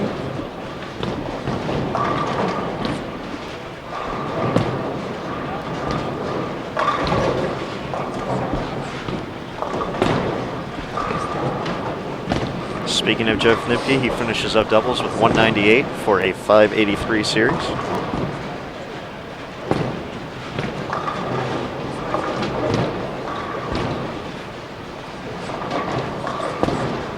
.214 for Rich Abood, 649.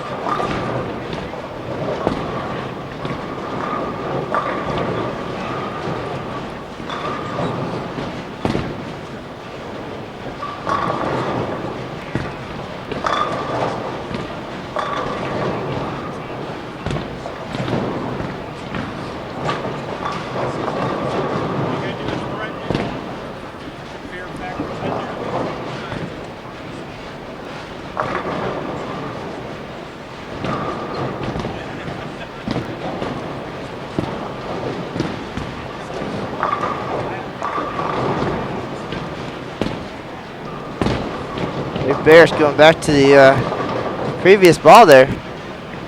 On the left lane again, just can't seem to figure out that lane.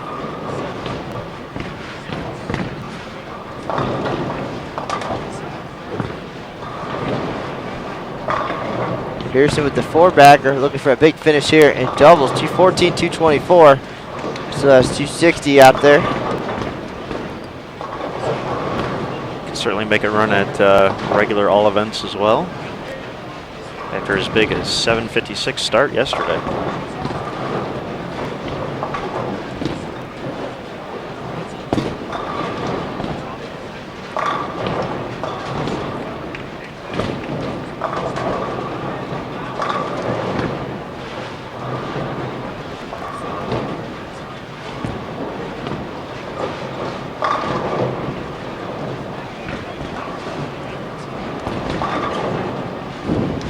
Kloss back on track with 3 in a row.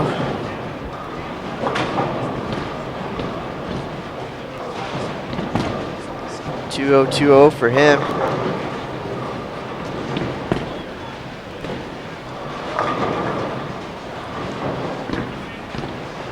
As you said, these guys chipping away at it. Unfortunately, it's no longer a marathon. It's now a 4-game sprint. Gonna have to put the pitching wedge away, pull out the driver here for singles. I was pretty impressed with that. Just thought of that. You're a clever guy. That's why he gave you that headset. Exactly. This is why we don't charge anything for Bowl TV. Sterling commentary just like that.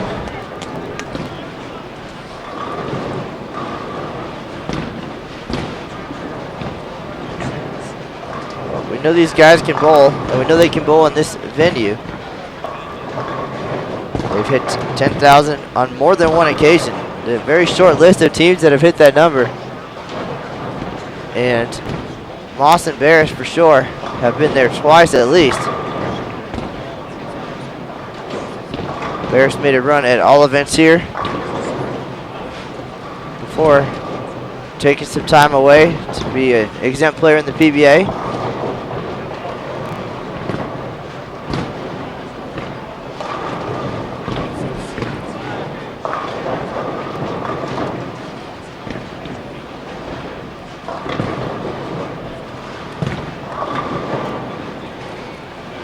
Beres around the pocket, just not getting the breaks. There's his 4th consecutive 9 count. Just 3 strikes this game through 9 frames. You can see the frustration, and they're playing the game, the ball game. That also another big question: do you stick with what you've got and make the adjustments, try to make it work? Or do you keep changing balls, hoping to find one that works right off the bat? It's the $64,000 question. If only were that easy, right? Exactly. More superstars in the house taking in the action. I see Joe Conti Jr. Him and Derek Magno tied for 3rd last year in regular doubles. 14:03. Big crowd on hand in the chat room as well. Thanks for joining us on this Saturday afternoon. Matt Canizaro, Aaron Smith live at the National Bowling Stadium 2014 USBC Open Championships. We're watching the team record holders. Yesterday they rolled the highest team score in history, 35-61. Now they're trying to get it done here in doubles and singles. Big job ahead of them, and with every 8 count and 9 count, the job gets even tougher. As long as it's still mathematically possible. We'll have those numbers coming up. Aaron Smith, the man with the calculator. And we'll count it down. But 10,363, it's a beast. And their carry, especially here, hasn't been the kindest. Go back to Beres' 7-9 on a pretty good shot. We've seen a few flat 10s here down the stretch, so You know, we saw those yesterday as well with Jan's HI, but it was very quick, didn't last for very long, quick transitions.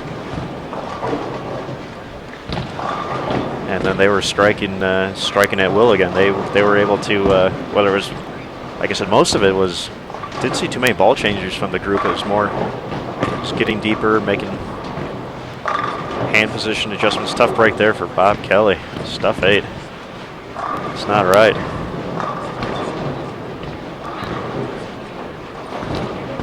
Chad Maas shaking his head after that one too.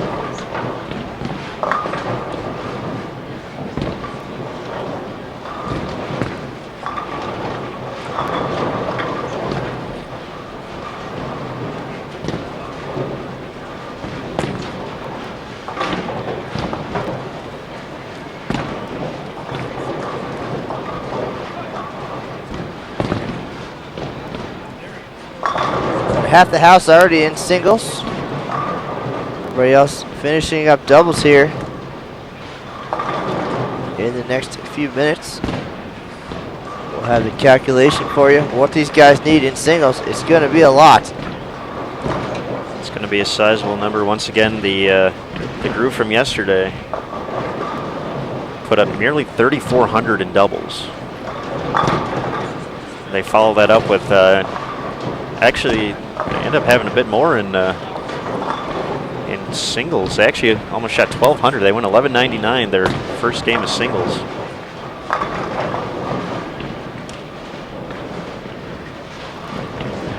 And outside, you know, they ran into a little bit of carry issues down the stretch. I know Joe Jans was leaving some flat 10 pins right around the middle of the third game, and they fell a little bit short of the record. But like I said, the few times we did see that from that group yesterday, that was short-lived. Beres with an area check. He started to make the move. Everybody's jumping left, trying to get lined up here for singles. Pierson's up looking for 6 in a row. Wants to finish double strong here, but good opportunity to use a fill ball to try to figure something out. Or just stay right there. Keep doing that.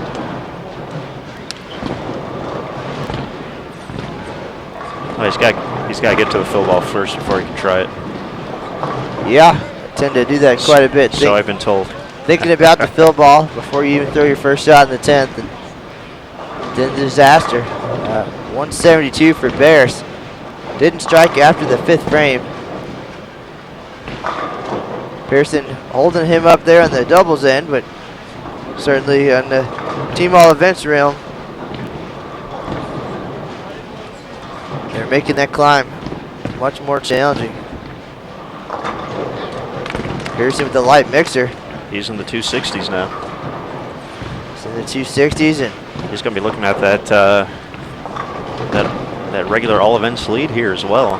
He's going to be in the low 700s, right on the pace with Tim Damrow. Went 770, 7.0, 778, 704, 1482, making the turn. Chris is going to be about 1460.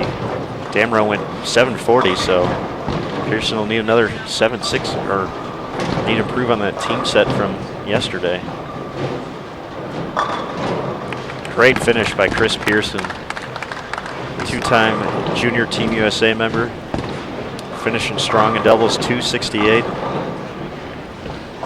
Pierson slow and steady, looking comfortable, getting better each game. Mom and Dad on hand, cheering him on. 12.99 doubles. That is not a bad number at all. 1378 is your current leader. 1370, 1360 is third. So anything around 1300 this year is solid so far.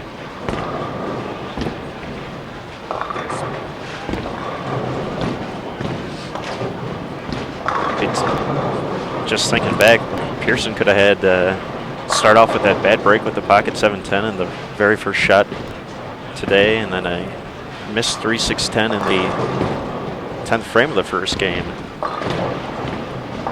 I had that on top. He would would be almost right on pace with Tim Damrow. Certainly in a pretty good position right now.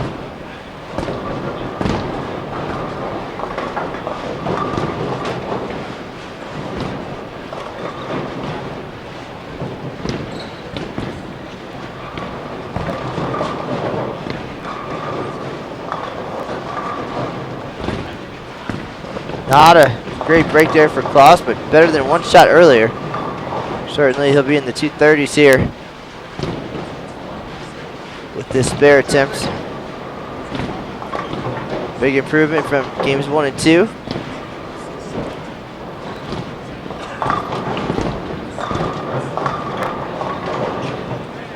We'll take the 2 for 233.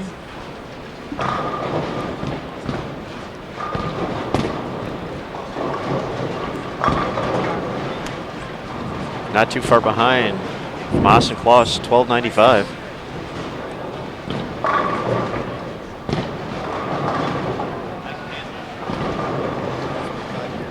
And now the uphill climb begins. We'll have the final numbers here in just a minute, but it's going to be a doozy.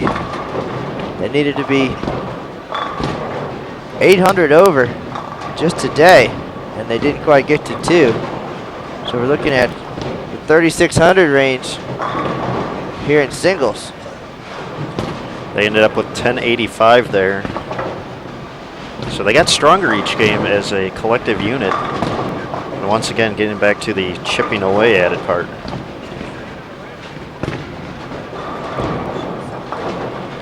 So 3177 total in doubles.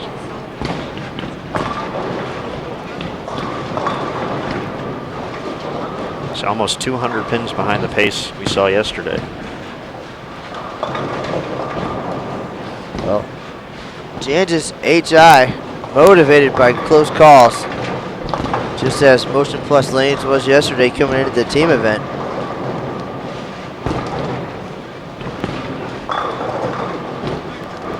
And they put up a monster number that, of course, as we know, is not untouchable, but it's really hard to reach. Wow, Matt, that's a big number, 3625. To take a share of the lead.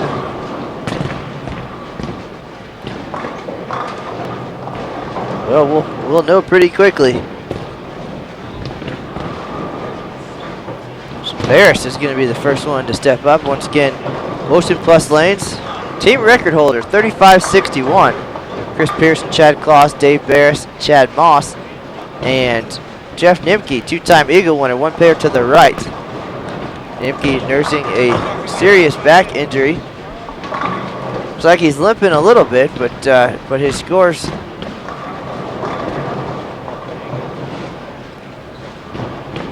aren't looking too bad as he misses the 8-pin there on the right side of your screen. So I think as the day progresses, looking a little more painful for Jeff. Able to help this group to the highest score in 111 years of competition. And now we are underway here in singles. Chris Pierson with a strike, Dave Beres also with a strike. Aaron told you the number, 3,600 plus. That's 725 a guy, so just above a 240 average for all 5 members here in singles competition. Well, they've all been around the pocket, especially in game 3 of doubles.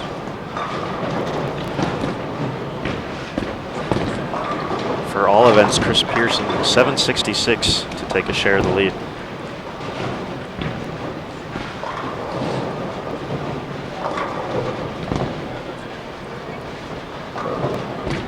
This is game 4 of 6, doubles and singles here, Motion Plus Lanes, formerly known as Red Carpet Lanes from Waukesha, Wisconsin. Now, Motion Plus from Cudahy, all the Milwaukee area.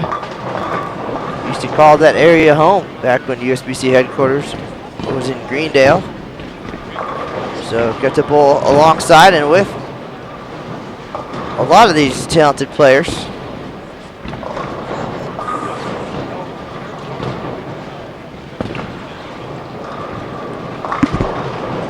in that area. They live and breathe the Open Championships. This is what it's all about. The year leads up to this.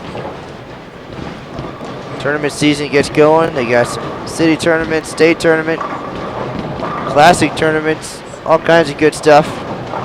5-player team leagues even. As soon as the patterns come out, homework begins. Preparation starts.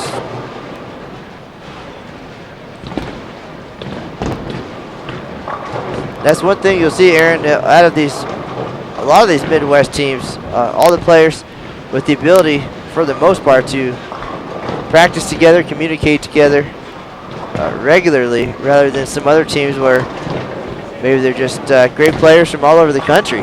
So a little bit different strategy. To each his own, whatever it takes. Well, it certainly seems the team strategy and being able to pull all this stuff together has been working over the years in Wisconsin. But yeah, a lot of titles have gone to the Cheese State over the course of these past few years, and over the course of time. I should have just limited it to the past few years.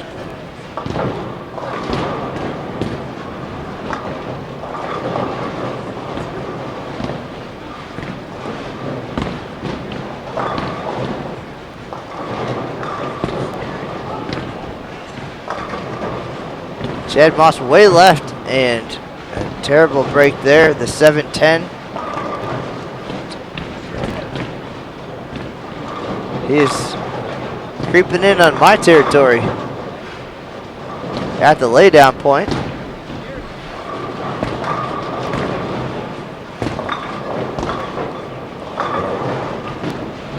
Again, if you're trying to sell bowling balls, we've seen them all on this show.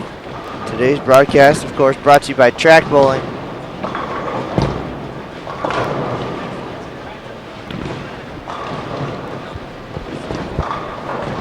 But we've seen quite a few bowling ball changes.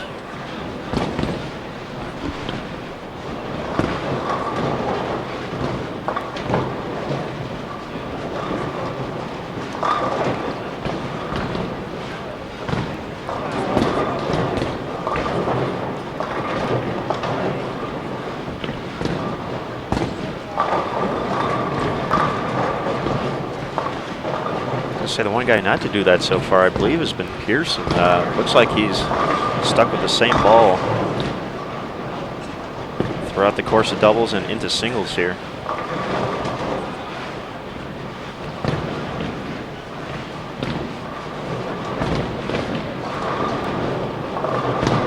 And he's just made all the right moves so far. 756, 706. Now he needs 766 for a share of the lead. Aaron, it's not going to take a whole lot of mistakes to get out of the number here. I mean, we're talking sizable effort.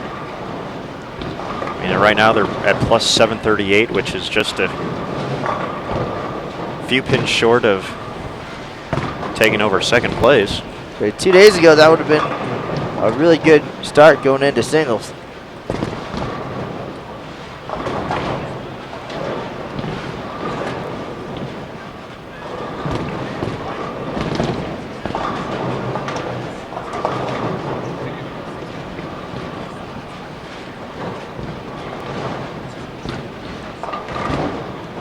Max score, of course, 4,500. So they have a few pins to play with, but not very many.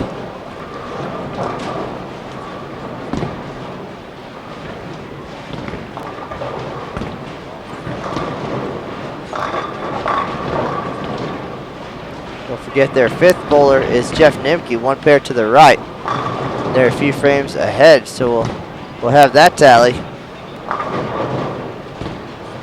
And the carry on 43, just it's been rough. Rough for these guys. Almost the third 710 that we've seen.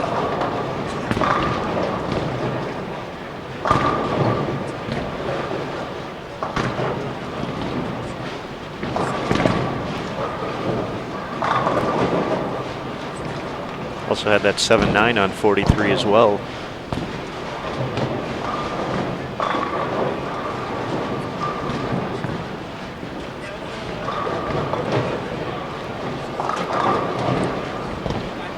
Sometimes that's the difference between taking home an eagle and taking home a nice check for third or fourth.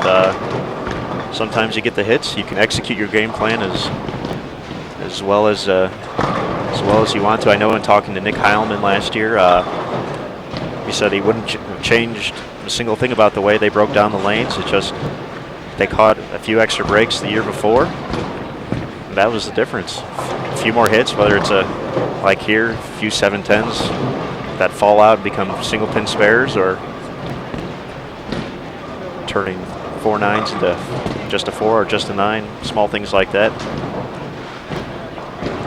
can certainly make the difference in a tournament that has this many folks go through over the course of 136 days. Well, when you're talking about the numbers that we're looking at the top of the standings, it's going to take a career day. You kind of have to expect that coming in. And, you know, we've seen plenty of high scores, record scores over or at least my 10 years here. And, you know, somebody's always raising the bar a little bit higher, but you have to expect certain numbers, certain standards at the Open Championships now. And in the team event, it appears that standard is now 3,500. And you know, if you're gonna have a shot at winning, you know, that has to be your goal, and nothing less. 3,400 in 2012, but the bar has been raised. Doubles, you know, 1,400. You got to feel pretty good about your performance. And singles, you know, you got to be around 800. You got to expect it. And team all events, as big as the number as 10,000 is. So that's what it takes.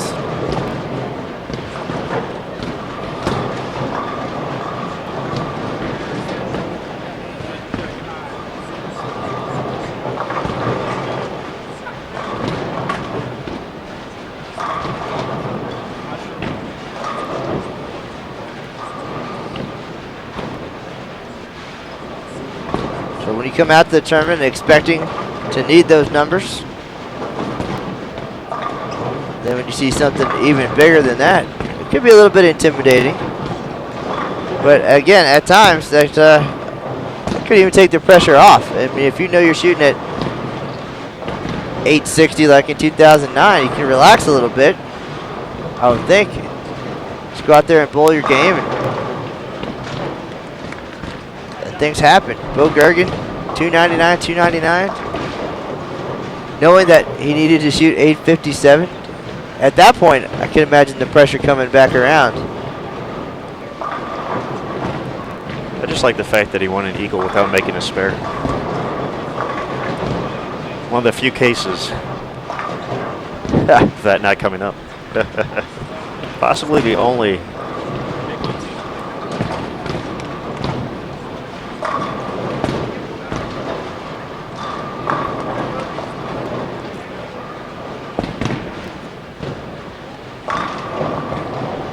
Obviously 299, 299, no spare shooting there. And then he went strike split, I think, in the second.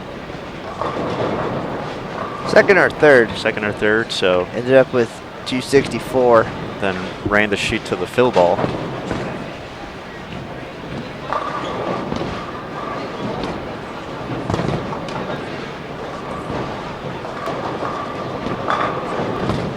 Yeah, that was certainly an exciting year. Some years we see amazingly high scores, and then we see it grind like we did in Baton Rouge. It's all part of the variety. I think that's one of the great things about this event. There's all the pressure and knowing that you only get one shot at it, and then of course the excitement as soon as it's over that you get another chance at it next year.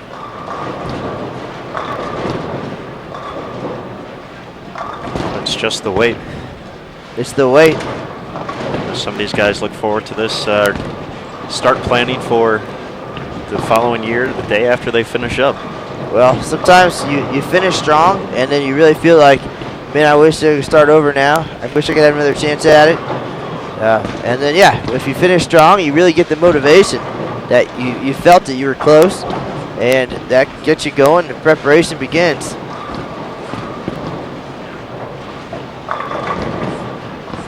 And for many also, perhaps it's the end of the tournament season, the end of the bowling season, and especially in the Midwest is when golf starts and you start getting outside, take the summer off, and maybe start regrouping in September. But either way, you wait so long for this trip to come, and then it's over before you know it. Teammates are gone, and the reunion has ended, and that's that. Another one in the books. You experienced that recently. Yeah, it's hard to believe it's already been a week since we were actually just getting into the squad room right now, going through scales. You waited a whole year from last year's abysmal performance to come back and get another shot at it. Improved by 150 pins or so. 183. What could have been. And of course, the opportunity to enjoy the fine city of Reno with your teammates. And it sounded like you guys enjoyed every minute of it. We certainly tried. On and off the lanes, and again, they've come and gone. And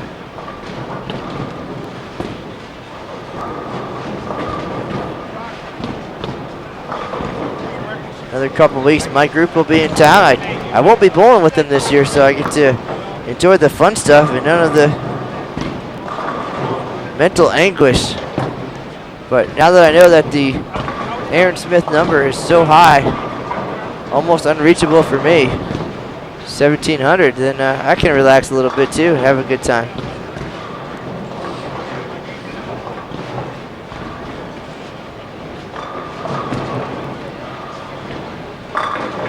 Great shot from Pierson. Needs 766 to get a piece of the all events lead, so needs to throw a whole lot more strikes like that. Chad Kloss now going. Looks like a high road pearl, if I'm not mistaken. Yeah, he's moved into where Maas was around, into that fourth arrow territory. Really starting to bring out the big wheel. Good shot, ring 10. And these guys certainly capable of playing all over the lane. I've seen him do it from the gutter. Well, from gutter to gutter, really. Beres Nice gets break there for Beres. Makes up for some of the rough hits he had on 43 last game. Well, he's creeping left, and the ball's just not making the move back on the left lane, especially. Got a good break there, but he's got to be thinking about that one and making a move. Coming up here in frame number 8, he'll have to finish on that lane as well.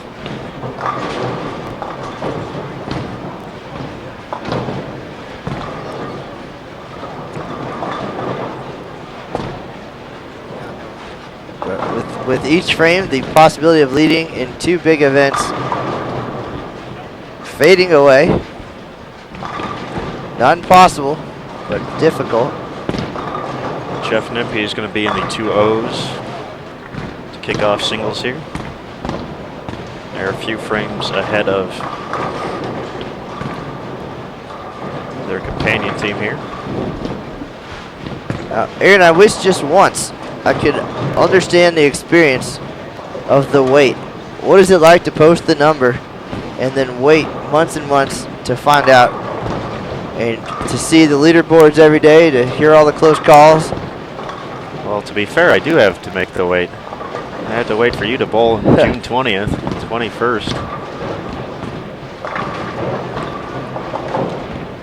Seeing if you can break your streak of 530s here. Uh-oh. It'll be okay. Bob Kelly never let go of the ball. Not a foul. Not a delivery, but Aaron, I feel like I learned a little bit last year being close friends with some of the champions. Again, talked to John Gainsford and Pierson quite a bit over the course of the wait and during all the close calls, and talked when the score was shot. We talked later. Eric Vermelia, of course, works with us at USBC headquarters. They had been close in 2010. They held on to the doubles lead for quite a while, only to get beaten later on. So we mentioned yesterday the experience for them, for Vermelia and Mersch, especially a little bit different than in 2010. They understand the process, and it was different second time around. There's not the agony and the stress, and you have no control over what happens. You can just hope every day.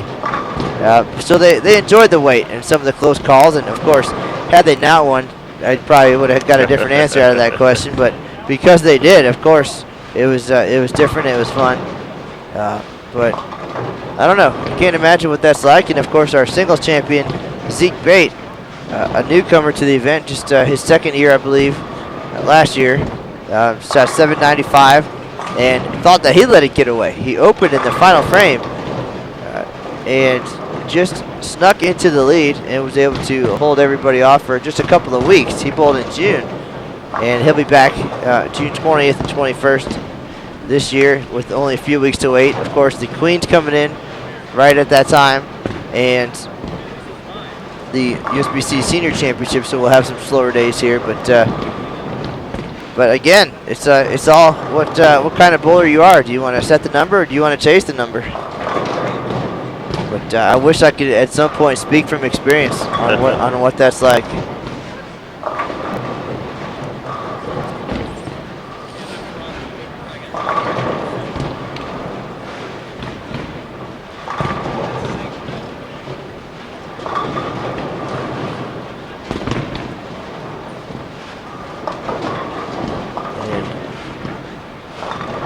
Thank you all for being here on this Saturday afternoon. This broadcast brought to you by Track Bowling, Matt Canizaro and Aaron Smith. Right now we're looking at our regular team leader and record holder, Motion Plus Lanes. Yesterday they annihilated the 43-foot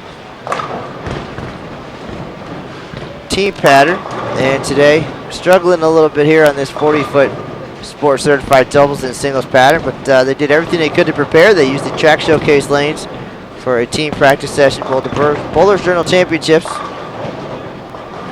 to get an idea of what to expect in doubles and singles. No doubt they practiced at home, either at Motion Plus Lanes or at Fox Run Lanes in Waukesha.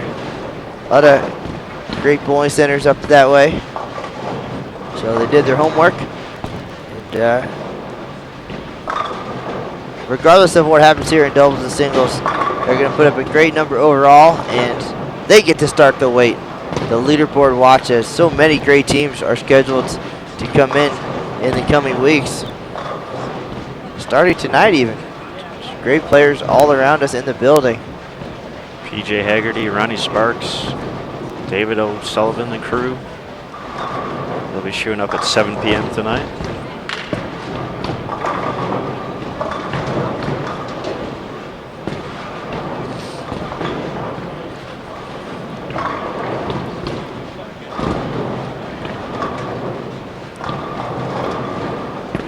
Chase Peterson's going to have a nice start for singles here. He's going to be in the 250s. Chase, another one of those guys, been chasing the Eagle for a long, long time, and they've been close so many times. Him and Brian Brazeau, their teammates for Koskis, Zosha, they've gotten there.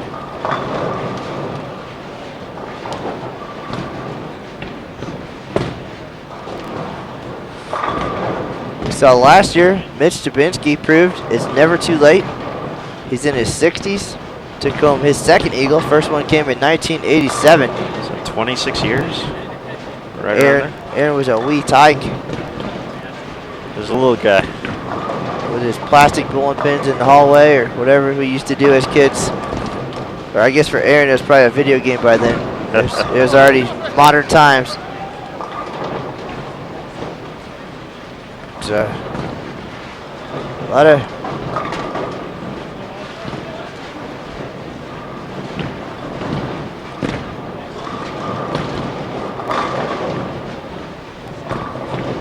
lot of tradition and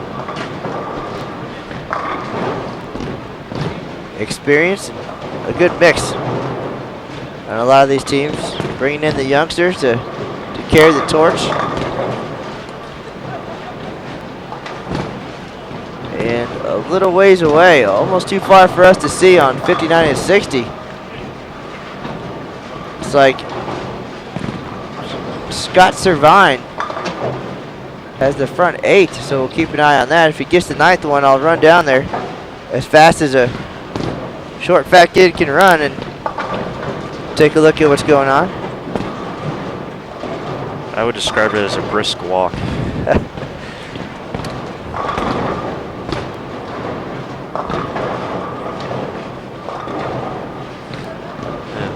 Yeah, they're in game 1 down there on 59-60. Certainly would be a nice start towards that 783 currently leading. Terrence Blevins out of Chicago. Yeah, we haven't talked much about the leaderboards today. Mostly we talked about the team event 35-61. That's a monster number. And team all events, of course, quickly slipping out of reach. But while we have this opportunity, Mr. Smith, how about you give a rundown of the standings, and I'll go down and see how Mr. Scott's doing with his front 8, and we'll reconvene here in a few. All right, thanks, Matt. Obviously, the big story, Motion Plus Lanes yesterday, putting up the highest score in tournament history, 35-61, to take the top spot in the standings just a day prior. Johns H.I. of Beaver Dam, Wisconsin, 34.99. Sitting in third, Storm Procs Incorporated, 33.41. So there's quite a gap right there. Fourth place, Oregon Bowlers Association, number 1, 33.19. And rounding out the top 5, Mid-City Lanes have Stottsburg, New York, 33.16 to make the top 5 currently, or top 10, excuse me, 32.53. Right here live on Bowl TV. Yesterday we saw the top 2 scores in regular doubles. Joe Jans and Tim Damrow, 13.78. Their teammates Tim Jans and Andy Bunkowski, 13.70 to take the lead. Sitting in third, the father-son duo of Jimmy and Brandon Cox of Petersburg, Virginia, 13.60. Ryan Lossley and Tim Myers of Oregon, 13.43. And their teammates Kathy Tribby and Wade Reese round out the top 5, 13.42. 13.11 currently in the top 10.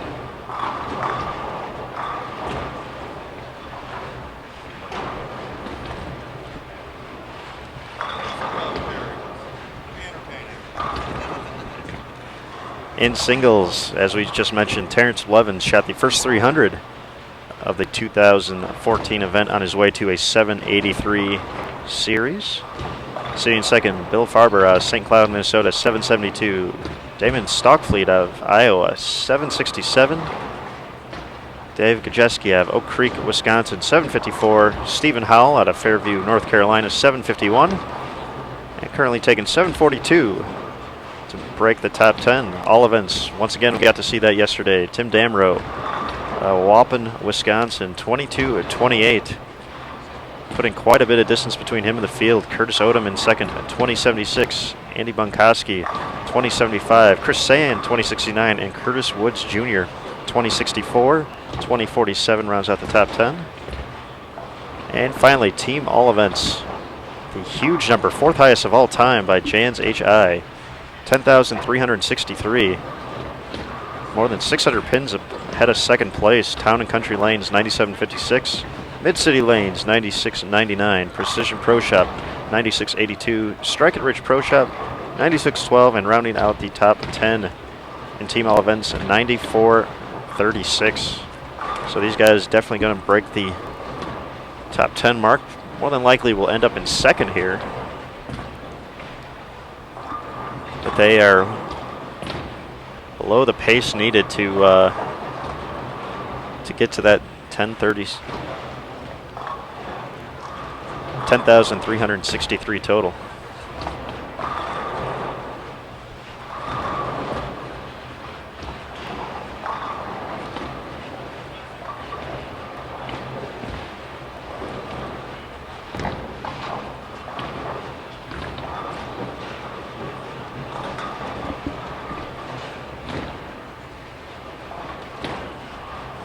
Matt Cannizzaro still down on lanes 59 and 60. Looks like we got the front 9 now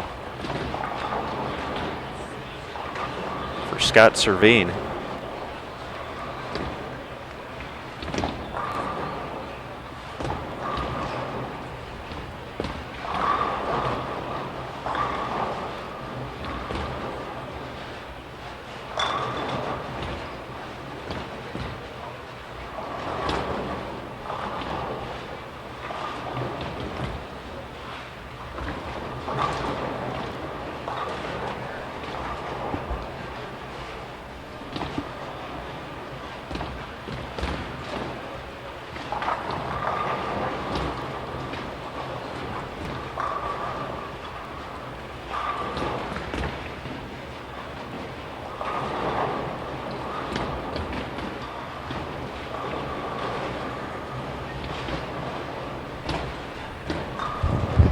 Matt Cannizzaro's back, so Scott Servine's run at perfection.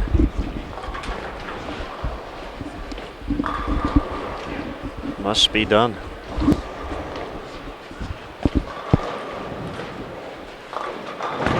Welcome back, Matt.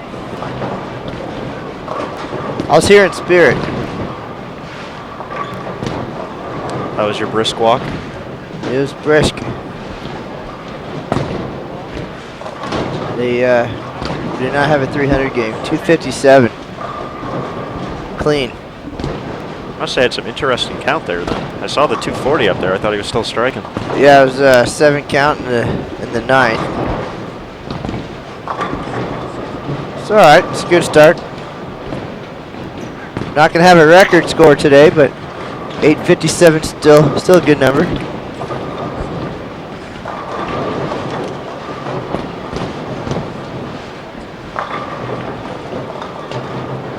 All right, Dave Beres in the books, 205.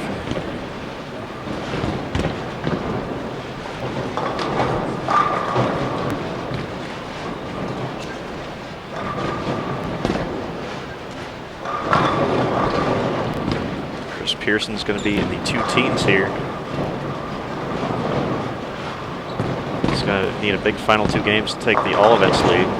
214 for Pierson. Exactly what he started off in doubles with as well.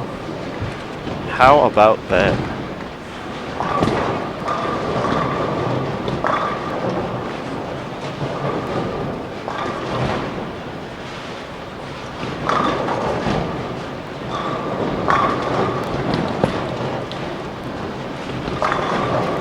Well, Mr. Smith, you're on the calculator. You've done the math, and what are we looking at here at the end of game number 1? Well, these guys are, especially if both Chads can add a double here, they're going to slowly be moving up the way. Jeff Nimke 206.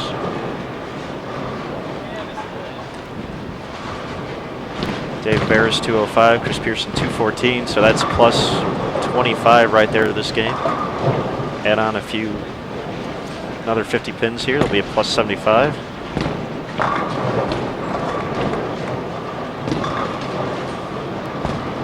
Well, Team All Events came to be in around 1947 there, officially a title. And the interesting part about that is that it doesn't pay anything. It's the most prestigious and most coveted, many would argue. It is the marathon, 45 games. All 5 players having to come together. And, there's only one prize, and that's the first prize, the Eagle. Second place pays the same as 200th place, so it's all about the prestige in that event. And right now, Jansis H1 looking to celebrate a Team All Events title. Long way to go till July 13th, but a big number on top, 10,363. Big finish there by Maas after a few splits early on, 223. We've seen these guys moving all over the lane, throwing a lot of different balls. See if they can finally get comfortable here. with their choices heading into the last 2 games of singles. It's 238 for Kloss. Kloss has moved left quite a bit. Moved on to that high road pearl. Looking pretty comfortable there. Bob Kelly 190, John Papp. Lucky draw for these folks. This is 4 of the 10 of the Motion Plus Southern Storm group. And Bob and John coming from this big Ohio contingent next to us.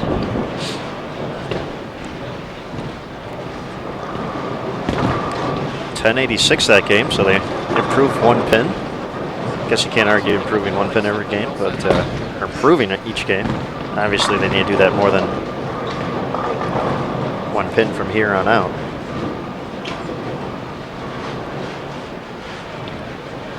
That puts them at plus 824 as a team. Holy moly, 824.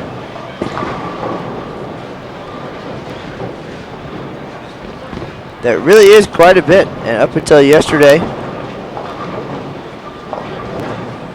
it would have been enviable.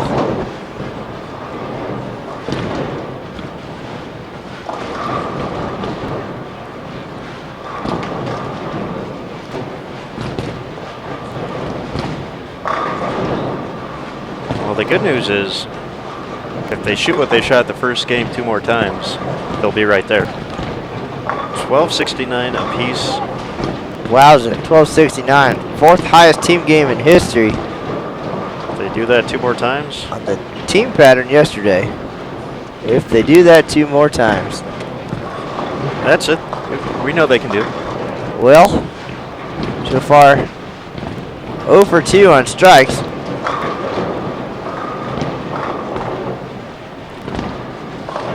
Nimke started with the first 3, but followed that up with back-to-back splits.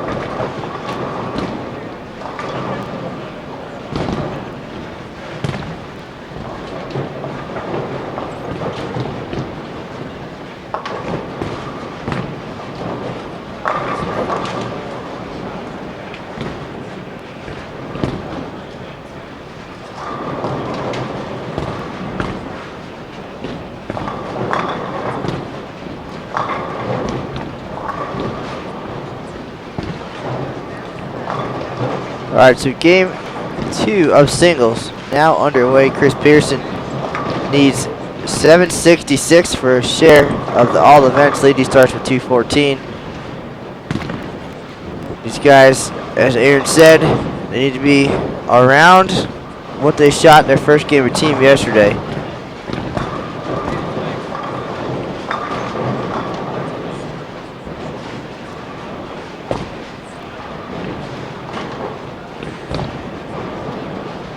But no matter what, these guys are leaving as the team leaders, the record holders, 35-61. And then the wait will begin.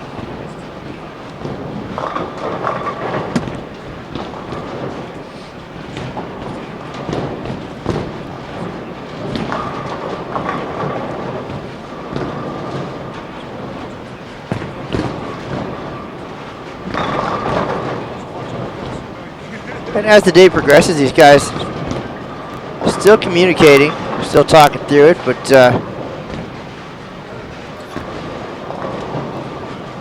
a little bit distant at the same time. Certainly not the high five and team atmosphere that we saw yesterday.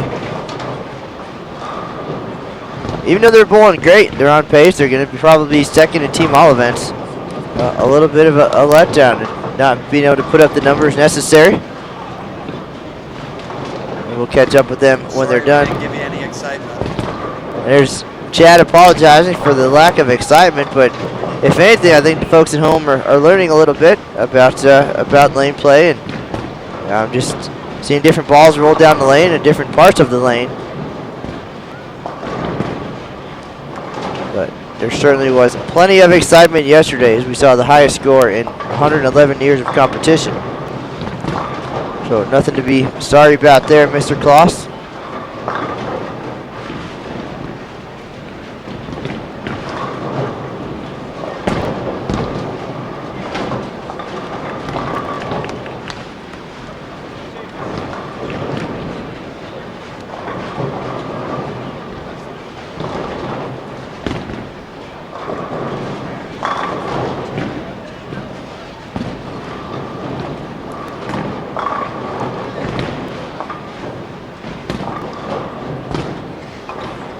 Tough start here for Bob Kelly. Again, talented senior player.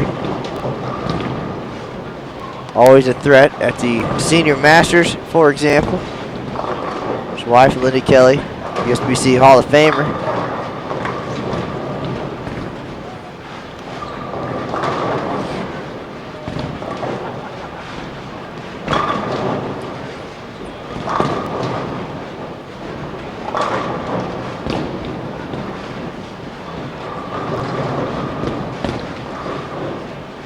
Beres up on the left lane. He's having a frustrating day. Nice mixer there for a double. But, I think perplexed is a good word.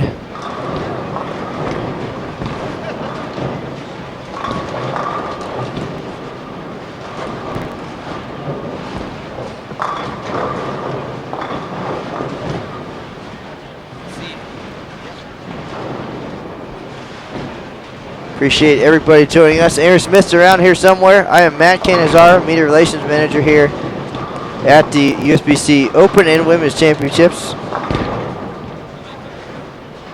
This is just one of nearly 30 broadcasts from the two events this year, both being held in Reno for the second consecutive year.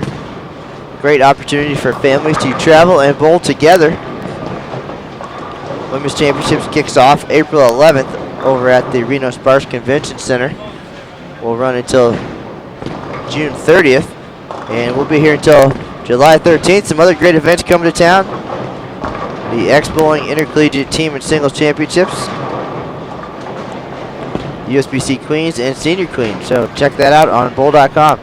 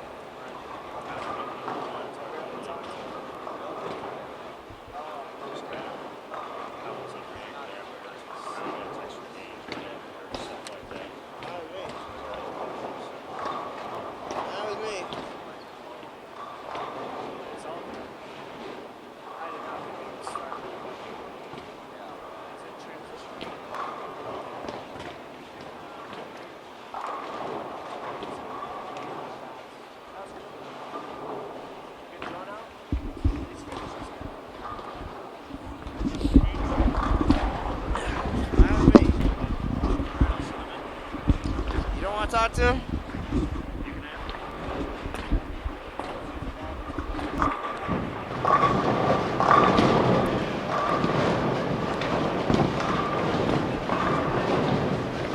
All right, looks like we might be joined here in a minute by Eric Pierson, Women's Championships Tournament Manager, and he's been around this event for a long time, and now the opportunity to see his son Chris excel on the lanes. They came so close last year in the team event, and now this year with the record score, and perhaps Eric will have a little bit of insight for us, some stuff we've been searching for a little bit, about some of the feelings and emotions and such.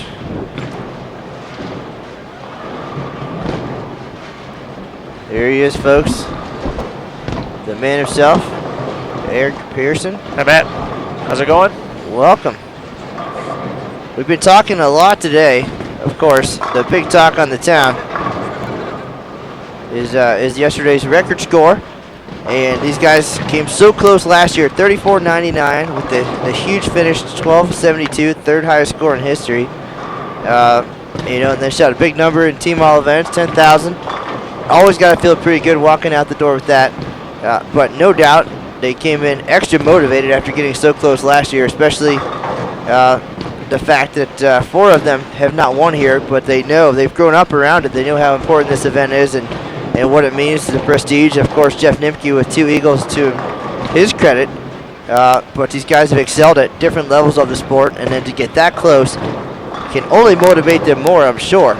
But talk about, from your perspective as the team dad, so to speak, coming in and what it's been like since last year, just maybe the ups and downs of getting so close, and then the motivation coming in this year.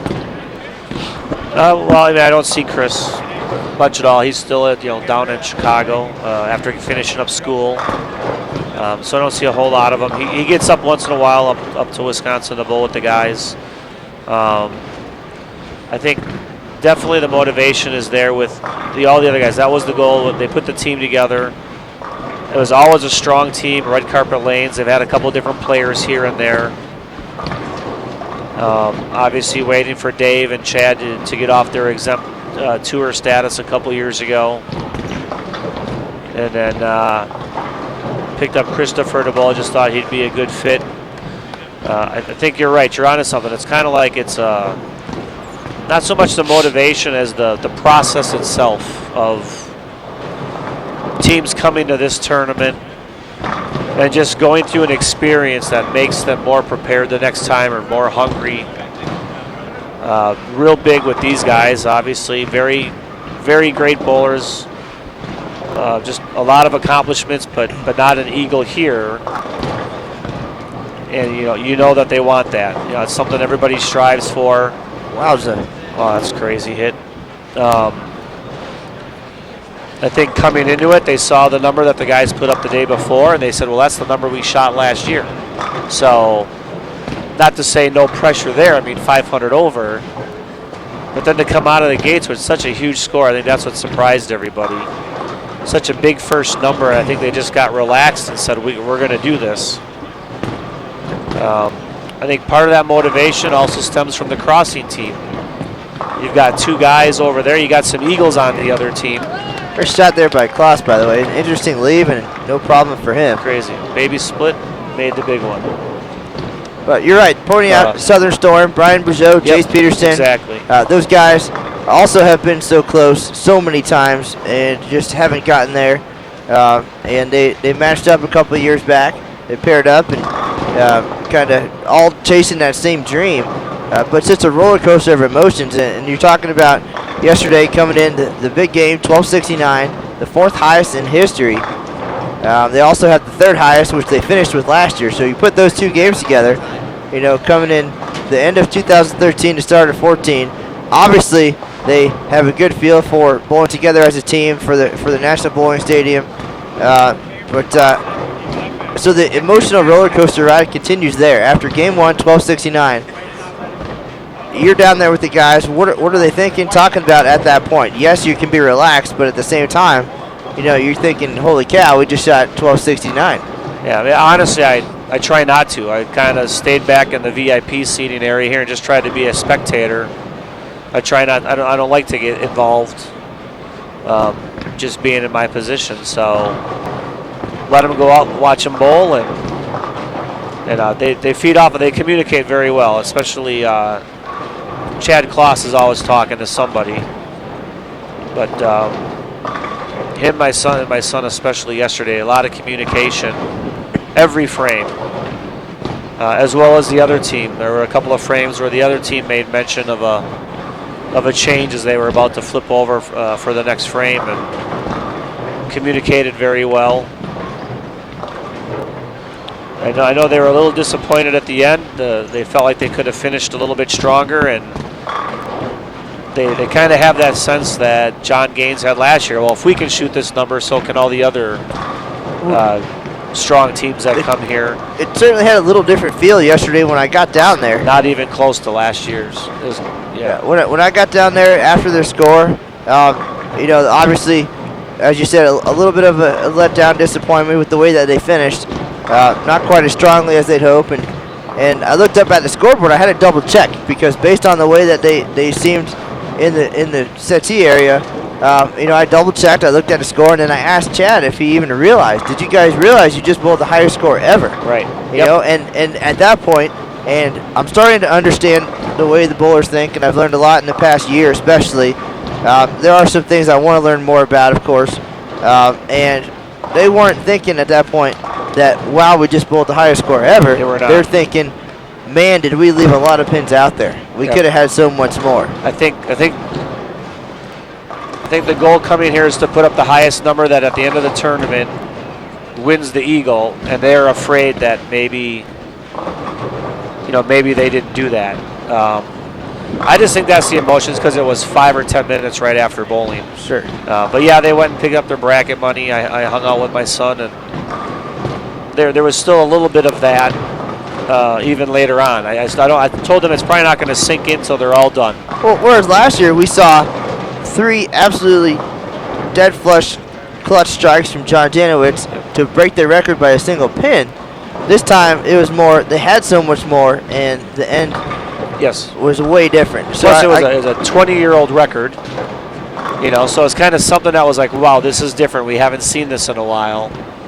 So for them to come out the very next year, I think it's like, oh, well, we've seen this before, but just a different group of people. But you're right. The answer certainly was the same when I talked to Chad, and we saw it in our interview last year with Gaines. We talked to all 5 guys, and John put it matter-of-factly. It's a great feeling. Certainly, you just bowled the highest score, but unless that's the highest score on the last day, it doesn't mean quite as much. So that's the time to celebrate, and they were fortunate enough to hold on to that point. And I tried to talk to Chad and convey that a little bit yesterday too. That and Chris as well. They understand. They're pretty level-headed. They understand the whole thing. That none of this means anything until the phone call on July 13th. So, and yeah, you're right. If they could get there. Certainly, other talented teams could get there. It's almost like when you always say it, that it's the you always put it in the articles. It's the waiting game. Well, I'm telling you, Dave Beres didn't even have his bowling balls in his bag yet, and he was already thinking the waiting game. Is that going to be enough? Of course. But because that immediately entered their minds, it really took away from what really happened. So yeah, I was very surprised they were not that excited. I think they're still wanting to be focused on today. Certainly. I still believe they're going to get done here, and they're going to say we gave it all. We left it on the lanes, like they said in the article, and well, I mean, we've seen it they'll celebrate a little bit later on tonight, I'm sure. We've seen it over the years where we know no number is safe. We saw that especially, like I said, in 2009 with Ron Vokes. We thought that it was done that day, and then Bill Gergen came in and shot 862, and so you can only celebrate so much. I understand that, and that's what records are for, and it is the waiting game, and part of what we've been trying to talk about today a little bit, some of the themes of the show are that first, what is it like to have to wait to sit there and look at the leaderboards, and we use Vermilion as an example. you know, he had the weight in 2010 compared to the weight in 2013. Once you've been there and either you made it or you didn't, it changes your whole perspective. If you haven't been there, like Scott Newell and Vernon Peterson, it's got to be absolute torture waiting for that last day. If you want it more than anything for your teammates, like Jeff Riggles did in 2005 for Mike Shady, McDowell, and Gail Myers and Richter, haven't been there, you know, already himself. It's a totally different feeling. So that's one of the things. And now these guys, you know, they had the highs of yesterday, being the team leaders and the record holders, and then realizing they had to come back today and go 800 over. Right. Like exactly. we're looking at a record score to win team all events this year. Yep. And you know, you have the pressure of everybody looking at you already because you bowled the 3,600 almost yesterday. A new pattern, a new day, having to put those emotions behind you.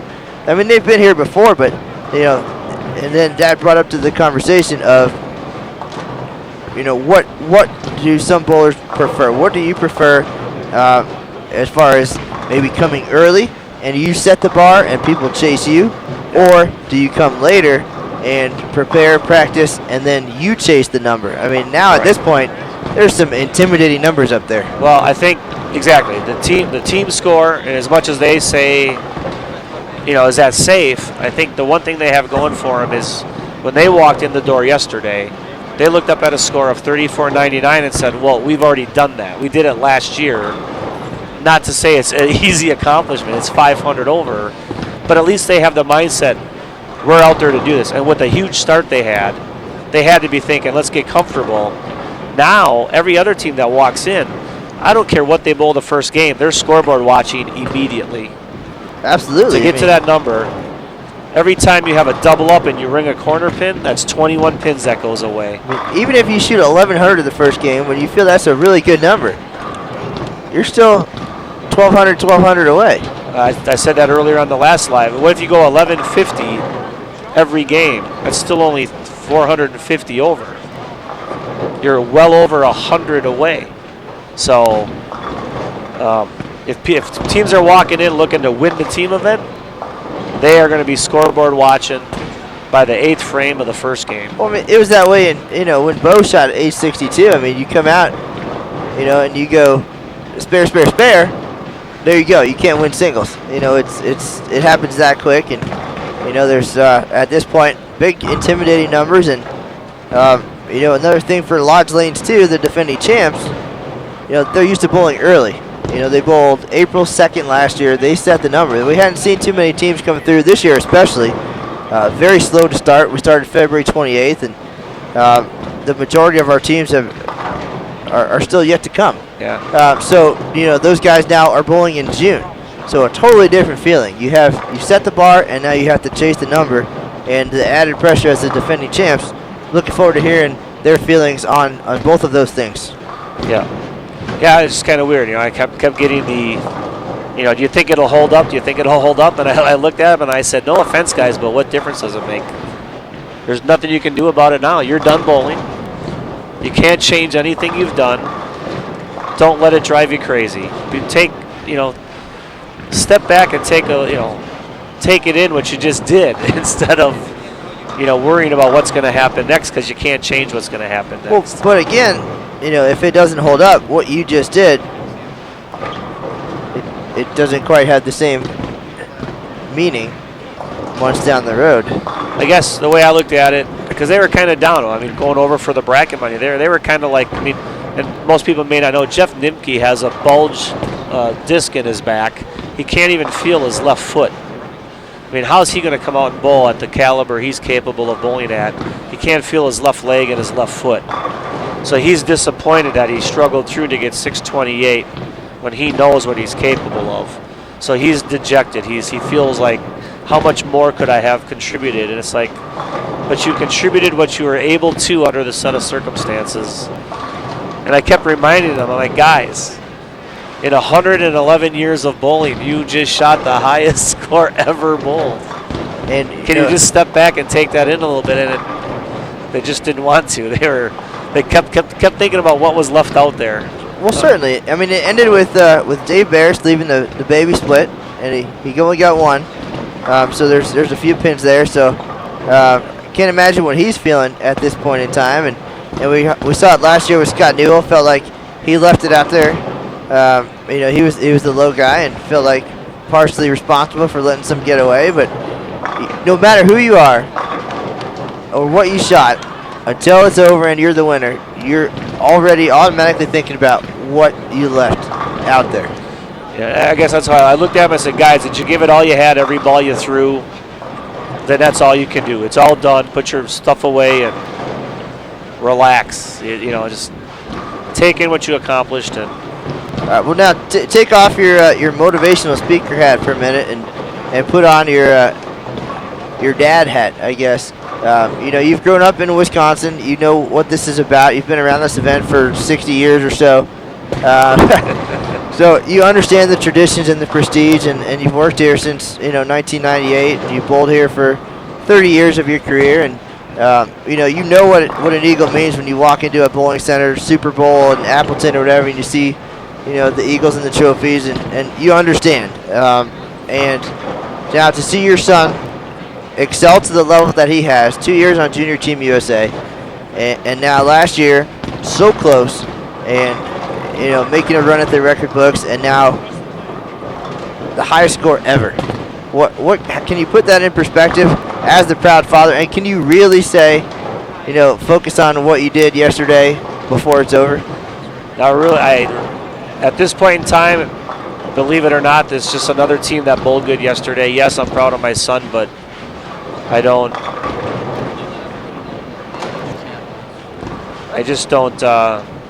see it that way yet, I guess. It's hard. I know what he went through with bowling on Junior Team USA in the qualifying, that his dad's out there pushing the buttons and running the lane machine. So therefore, what secret does he know, or what? It was very tough on him. Well, take all that out of it, though. You're just a guy from Wisconsin. You understand this event. Can you do that, I guess? Right now, no. I think they're a great team that comes to the tournament, just like all the other great teams. They had a great day. It's really cool. I may not sound right, but very proud when he made Junior Team. I thought that was a huge accomplishment. I guess in a way, I expect these guys to bowl good. They've gone through that process that we talked about earlier. They expect to bowl good. They're one of those elite teams that comes here. I don't know how many there are, but they're one of them. They expect to do well, and they went out yesterday and do what they expect to do when they put their shoes on. They are not a bunch of guys that go out and party it up and celebrate. They're very level-headed, especially Dave and my son. They're very quiet, and they just go about their business. Well, Chris Pierson, we talked about earlier, he's kind of the first generation, graduating through the ranks now with high school bowling, college bowling. Sport bowling is really the thing. These kids grow up challenging themselves on these difficult conditions, sport bowling lane conditions. So from a young age, they don't see the house shots. They understand the tough conditions and spare shooting and shot making and accuracy, and Chris has progressed through the ranks, and him and all the players behind him certainly are coming up much, much stronger. The John Drabinskys of the world, and just so many great players in college right now on their way out who are going to be the next generation here, and they're going to be at such a higher level, I think, than most of the bowlers at this event, who are used to just growing up through the house shots, and bowling really has changed competitively, and these guys certainly are at the advantage now of this is all they know almost, and you certainly instilled that in your two kids and challenged them at the home bowling centers, and this is all they know, and it's obviously paying off. Yeah, you're right. We've made, way back when, we made bowling on sport patterns or challenge patterns, whatever you want to call them. We made that the norm. The house shot was always looked at as, okay, go out, have some fun. Definitely don't judge your ability or your game on it. More often than not, they get on certain house shots where they're so wet dry, they bowl worse. They don't bowl better on that. They'd rather come out and bowl on stuff like this. This is normal. I think the more we can do that as an organization, as an industry, that's where it's at. Make bowling on this the norm. I believe all high school bowling should be on this. But then in cooperation with that, you have to have the coaching levels step up. All that has to all come together, I think, for the sport of bowling to get back to where it should be. It's not just the lane conditions. You then also need, ball drilling, lane conditioning. All that has to come together. All those levels have to be raised. Certainly. Coaching. Certainly the process is paying off, and Chris coming in to singles with a legitimate shot at the all events number. He needed 760. That's a big number, of course. Yep. But he was on pace with Tim Damrow coming in into singles, and there's another important fundamental component of this whole thing is spare shooting. Chris bowled that entire game right there, game 2 of singles, a 191 with 1 strike, and a whole lot of spares in there. And along with great shot making, you have to make your spares. And we saw our team all events leader, Jan's HI. In the times we were watching them, they lost probably about 100 pins in single pins alone. Really? They had a few in the team event, and certainly 3 or 4 yesterday. So you add those up, 10, 11 pins at a time, and we're looking at a record number. And of course, nobody's perfect. No team is perfect. There's always going to be holes. Motion Plus yesterday in their record score, they had 8 holes the whole day. That counts everything. And Nicholas Jays, when they won with that big number in 2012, 3,400, they also had 8 holes. So you have to fill the frames, of course, and then put it all together for the good breaks and the strikes and everything. But you got to make your spares. Got to make your spares. That is the difference between third place and a record score potentially. Well, and especially now, even more so when the ability to strike is there, and guys are going to string strikes and put up more bigger games of 230s, 240s, 250s, whatever they are.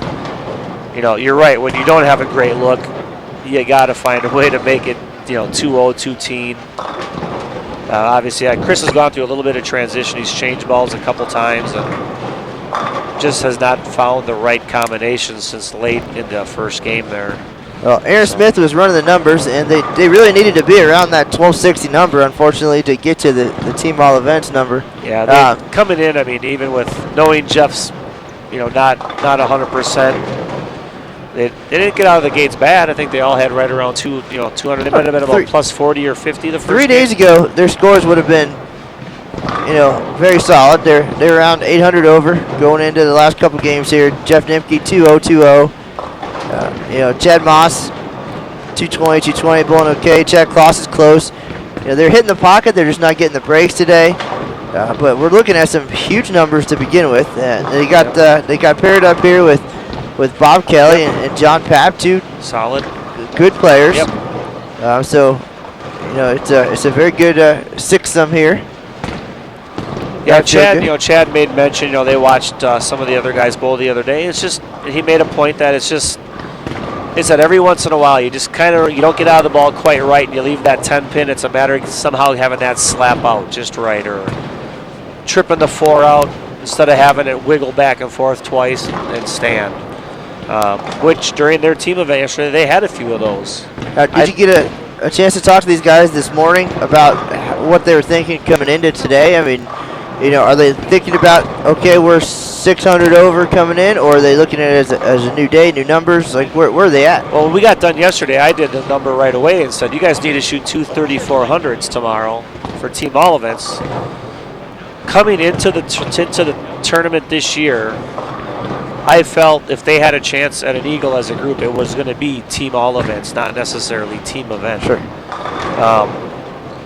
And then those Janses, they put up a big number. It's 230 a guy. That is a large number. You have to know now, modern times, that most years 10,000 is your target.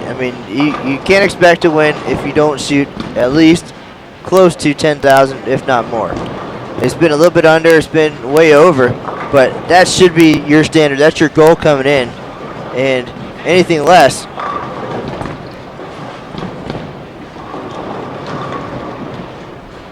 You know, that's where it's at. And these guys have been there before. They know that. They've had decent team sets and made runs the next day. They got there last year. They had a head start. Well, I mean, we got done yesterday. They got their bracket money. We went and had dinner with the crossing team, and then everybody kind of branched off. We kind of stayed. My wife and I hung out with Christopher. Obviously, we don't get to see much of him. But I really didn't hear any talk about today or numbers or whatever. I think they look at it, just kind of game plan on the lanes. What are we going to do? Where are we going to start on the lane? What are we going to target? How much surface are we going to throw? They do all that amongst themselves, and I know they were a little wishy-washy on there. They didn't know exactly where they wanted to start. Was it going to be closer to 5, or they kind of felt like the team all events leader were closer to second arrow when they started? Well, we certainly changed the game a lot last year. You know, we made it a true test of versatility going to the 2 patterns. I think that 2 years ago, shooting, you know, what they did and taking the lead, they feel pretty spectacular coming in the next day. Like, they have a good look. They're lined up. Of course, at that point, though, it mattered a little bit on who you followed. And now, you know, a whole different pattern and a new game and fresh oil for every squad. So there's nothing in front of you to dictate anything. But certainly any confidence, you know, would carry over from yesterday. But any idea from the lane play, that's all gone now. It's a brand new pattern, 43 feet compared to 40 feet. They took advantage of the opportunities to use the track showcase lanes and then the Storm Bowlers Journal Championships. So to get a little bit of an idea, and we talked about that before they started. You know, they had some thoughts based on what they saw at the BJ and from watching other people, and they came out with a little bit of a strategy, which was to play outside and practice a little bit, not too aggressive with the equipment, and not stay there too long to try to burn a hole at anything, but just to give them a little bit of room. And some bad breaks like that, you know, the 4-pin didn't want to cooperate. Dave had a 7-9 earlier. Yep. A couple 7-10s, and so things have to go your way. But they had a game plan where they'd come in and do that, and then they'd be comfortable playing their own games. Now it looks like they do have some room to the right, and Chad Kloss certainly is going to be way left, slow hooking it here, and Chris making good shots. They all went the other way. Yep. They're all creeping left a little bit. And yeah, they kind of said at the end of doubles they didn't know if they had broken them down as good as they needed to have big, you know, really big single sets here, and that's kind of the way it looks. They're plugging along. They're bowling okay. Yeah. And I mean, it's not often that you're going to see 5 guys come in and all bowl 2,000. That was amazing yesterday. Jansen's HI, 5 guys put it together. They held each other up, and low guy was 2004. So you got to feel really good about that performance. Yes, they left some out there in single pins, and last year there's a couple teams that challenged the lead, and just things didn't come through, didn't fall into place right. And you know, there was one team, the Hornswogglers. I believe they missed by 43 pins or so, and there were some bad shots and some single pins. And over 45 games, that's less than 1 pin a game. Yeah. Whether it's in count on the fill ball, it's sure. You know, count on a double or a single pin, you name it. You know, chopping a spare, then you know, 43 pins. It's less than a pin a game. Well, I mean, even these guys with the team thing yesterday. I mean, when they break the record by 23? Mm-hmm. So you're basically saying one shot that doesn't carry in the middle of a 5-bagger right after a double, you lose 21, and then 2 pins of count somewhere else. It's insane that. Well, Jansen's H1 or HI, sorry. You know, they all had doubles going into the 9th frame of their last game. They had an absolute monster number still out there. But there's a lot that has to happen the rest of the way. And all had doubles going into frame 9. One person struck. So then they had to make up for it in the 10th. 4 of them got at least 2 or 3 strikes in the 10th. And, you know, that caught them back up. But, you know, it could have been more. And those are the things, those are the differences. And you only get one chance. Exactly. Yeah, I mean, you're right. I mean, it's you know, let's say that guys have doubles going in and that top guy leaves a solid 8 or 9. you just cannot let that affect you. You just make the spare, get done, get off the lane, and stay pumped up and get the next guy to get up there to get the double. Well, that's the hard part because you know, and so does everybody around you with the calculator, that you're losing 10 pins every shot, and then, all of a sudden you get to the bottom of the lineup and, you're pressing for those hits. And in their case, Tim Damrow was clutch, and he shot 300. So he got it done, and right before him, Randy Hupp threw 3 in the 10th, and that's. Well, I know for these guys going into the 10th frame yesterday, they had no idea what they could have capped out at. I think someone had done the math and said like 36 something. With 2 bowlers to go, 36 was still possible. Right. So going into the 10th frame, it was like 36.50, but they had no idea. The crossing team, even somebody said something to me is, what's their potential score? And I said, I'm not saying. It could have been so much, and then I think Chad Maas went 9 spare. Yep. A strike for 237 without looking at the score sheet, and then Dave Beres with the baby split. I'm not sure what he has in the 9th frame, but even a mark there. Yeah, Chad and Dave had strikes in the 9th. So Jeff plugged along. I mean, he was really getting rough with the leg at the end there. He marked. Chad Kloss left a solid 9, but it wasn't on a double, I don't believe. I believe Christopher had a spare up. He did get a double. And Chad and Dave had strikes up. And yeah, take that back. They both had doubles up. They both had doubles.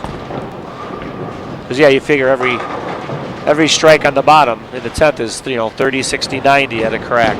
There's a lot of pins out there in the 10th, and a lot of times last year it came down to that. A lot of pins to lose, you're saying? Either way, yeah. So it's pins to lose, or the guys the day before, Jansis, they filled it up in the 10th, and that's all you can do, and that's the event.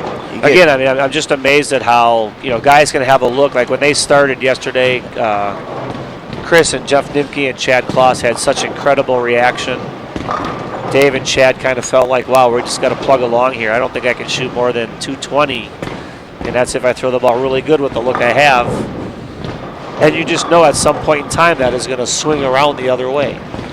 We saw that with the Oregon Bowlers Association. Ryan Lossley started with 160, 150.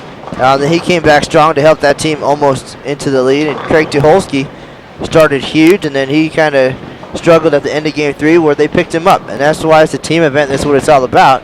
It's about the communication and talking guys through it, and then it's going to change. You're right. It's going to transition. You got to keep up with that, and keep each other up when you're up and down.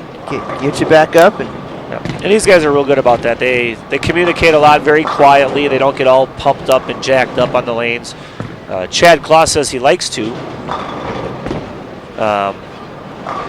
They have their own little ways about getting fired up, but they definitely keep it in check.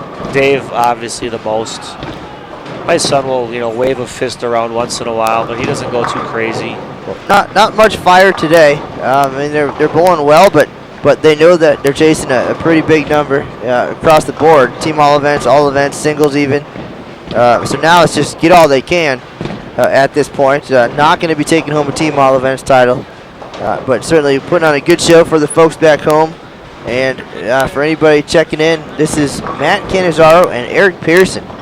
We're here at the 2014 USBC Open Championships. We're live at the National Bowling Stadium. Behind lanes 43 and 44, Motion Plus Lanes yesterday. Well, the highest team score in history, 35-61. And coming in today with the pressure of that and a new pattern today, trying to make a run in team all events and coming up short, but certainly having a good time as a team and putting on a good show nonetheless. I will say probably less than a minute after Dave Beres finished his 10th frame yesterday and they had broken the record. It's probably less than a minute I got a text message. John Gaines, last year's winners and broke the team, telling me to congratulate my son and the team. I thought that was just awesome. I mean, it wasn't an hour later, it was within a minute. And just to me, what a classy move. That is total John Gaines. The Nicholas J guys were down here. They were probably 2 or 3 frames a little behind as far as the pace of bowling. They finished up their 10th frame. They all came down. Just to me, just classy moves, and that's what it's about. That is how champions are supposed to act at this tournament. So my hat's off to those guys. That's the way it's supposed to be, and that it just shows you how much it means. And those couple of teams that have been there and done that, they know the feeling, and they turned around and did the right thing and came down and congratulated them on a pretty amazing performance. Well, and all those guys, again, you mentioned the word classy and champions, and certainly all excellent ambassadors and representatives for this sport. And, they understand. John Gaines understands, what their record is all about, and he knows what it's like to be in that position, and he knew, that they beat a record that stood for 20 years, and I had to figure that at some point, maybe not 367 days later, but somebody was going to come back and beat that record. That's what records are for. Yep. They're supposed to be broken, and it's exciting. They got the record last year. They got the Eagles, which is the most important thing. Now it's somebody else's turn. So these guys now are the record holders, and they get to wait and see. And Nicholas J's, of course, young guys. A very young group, and they now understand the tradition and prestige of the event. And yep. Certainly winning, I would imagine, has changed their whole outlook coming into this tournament every year now. But they understand what it takes and how hard it is to put it together for 3 games, and now they can possibly share some insight on what that wait was like,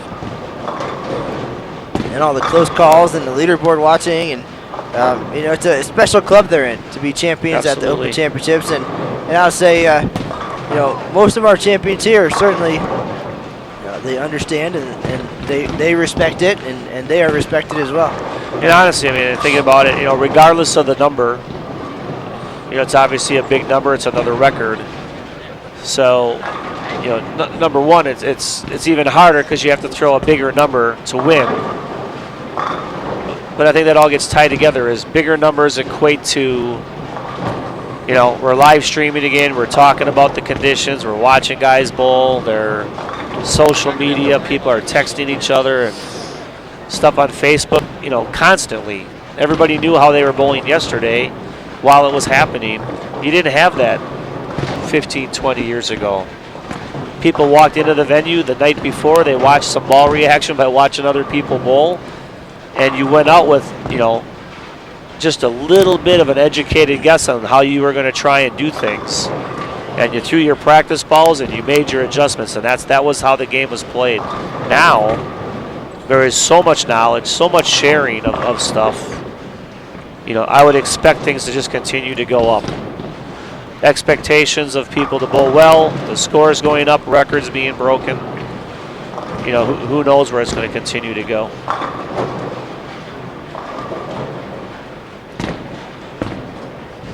Well, Mr. Pierson, you're certainly right there with us on the cutting edge of all the technology and keeping these events with the right mix of tradition and technology, keeping up evolution, I guess is the word, tradition and evolution, and we'll continue to grow and hopefully succeed at both events, the Open and Women's Championships.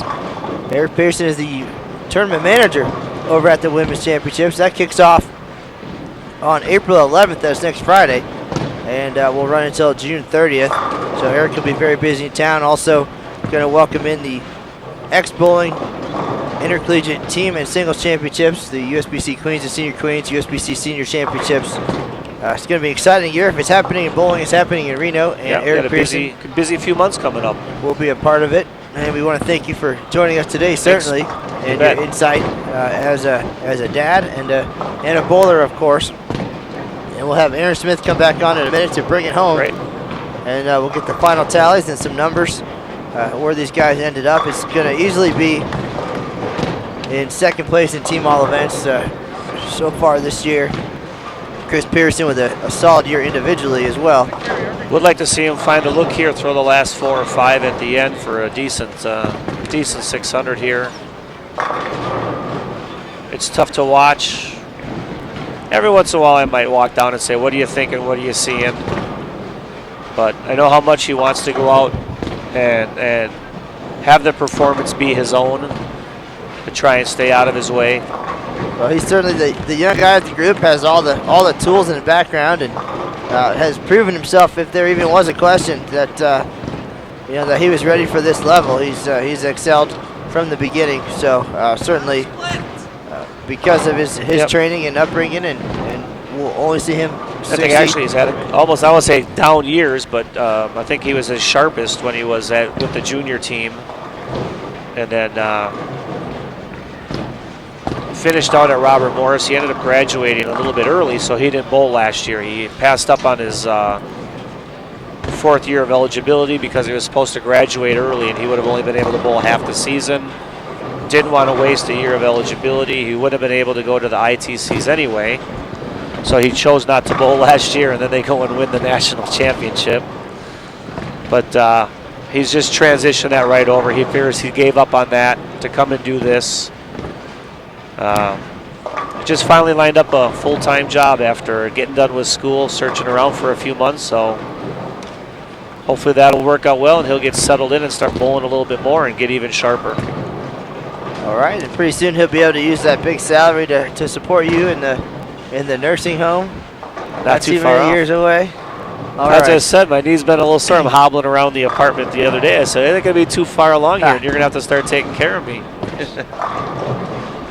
I'm not that old. Come on. Not that old, sir. You don't look a day over 50.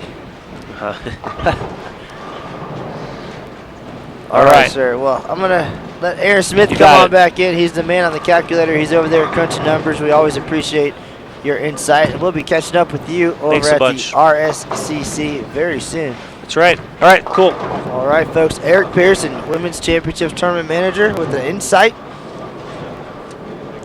Always good to hear from Mr. Pierson. Aaron Smith on his way back to bring it home with us. Appreciate everybody joining us. This is Matt Canizaro, and we had a great couple of days here at the Open Championships and on the live stream. Some bonus coverage yesterday. We almost saw a record score.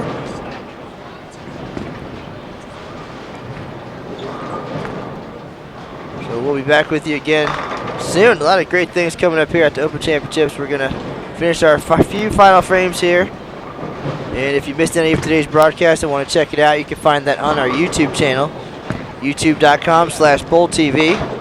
All the coverage from this year so far, and always the news and notes on bowl.com. You can find us on Facebook, Sporter Bowling USBC, Matt Canizaro USBC, or on Twitter. I know we did a lot of tweeting in the past couple days to score updates and as things unfold here at the Open Championship, so make sure to follow us on there, USBC Aaron and at USBC Matt.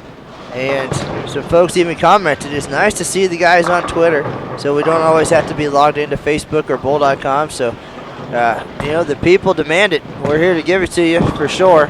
And we're everywhere. So check us out, YouTube, Facebook, Twitter, you name it, bowl.com. Visit often. And any questions you might have, we have the chat rooms available, always available by email also. Plenty of excitement still to come here in Reno the rest of the way. Aaron Smith back on. He's got some numbers for you, and we'll bring it home here shortly. What's going on, Mr. Smith?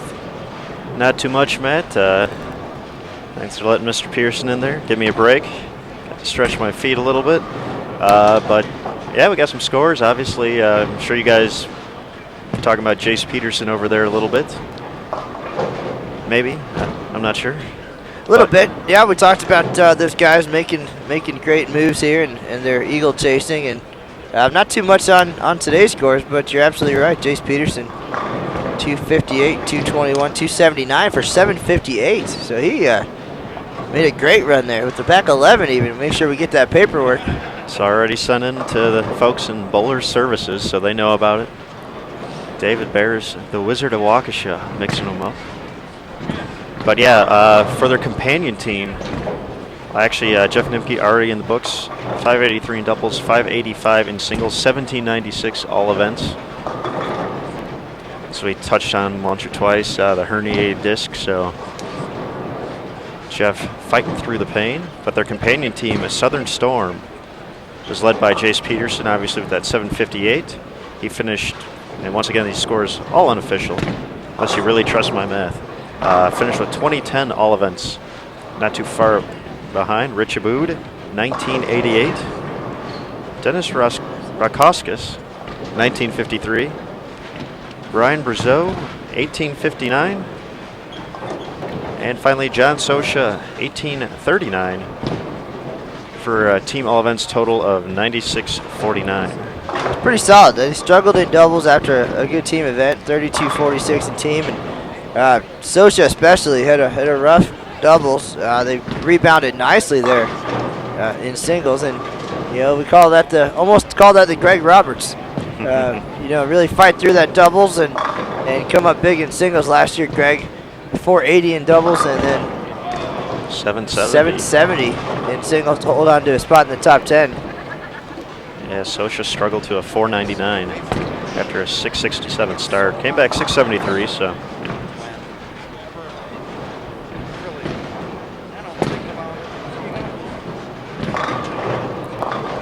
Of course, we're wrapping things up here with Motion Plus Lanes. They hold the record for the highest score in the team event, 35-61. And they needed a whole lot today in doubles and singles to make their team all events dreams come true. Chris Pierson leading the way, and he needed 766 here in singles.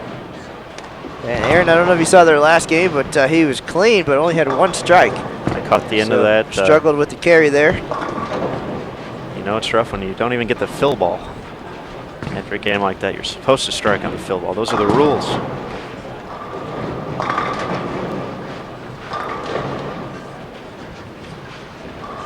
Pierson just looking to finish strong here, as Eric said. Maybe he can pull something out here and throw the last 4 or 5. And he is on his way. There's a 3-bagger. He's going to be well over 2,000 here. 237 still out there. So he'll be about 100 short, but it's still a very good number here.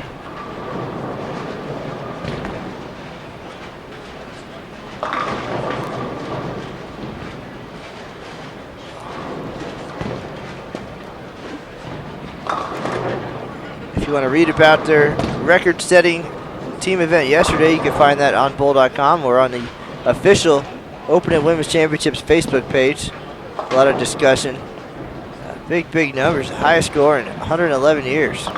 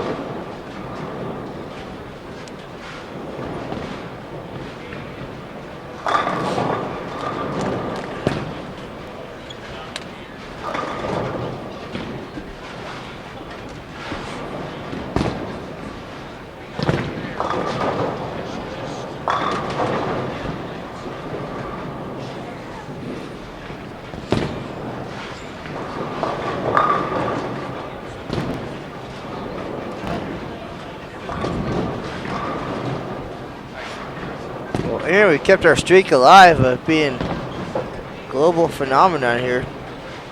Got some folks checking in from Scotland. So we are on the World Wide Web. Might as well. How about that? And we do have teams that come to this event from several foreign countries.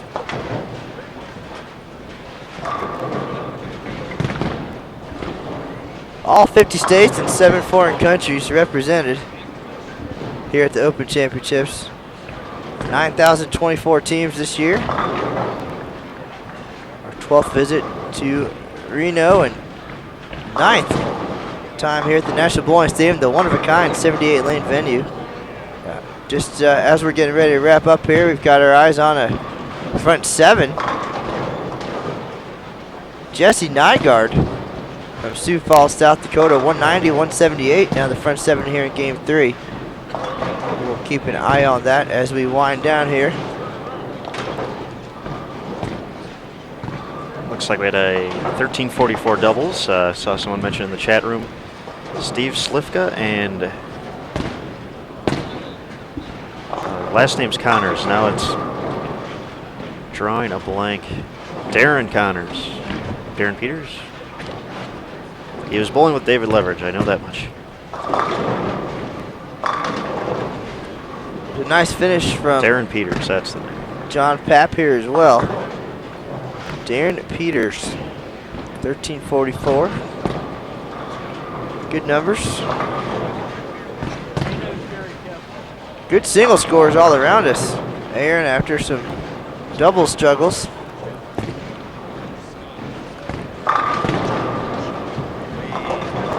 Aaron's doing the math for our 1344 folks to see how they're faring overall. Chris Pierson is going to put on a final show for you. There's 4 in a row.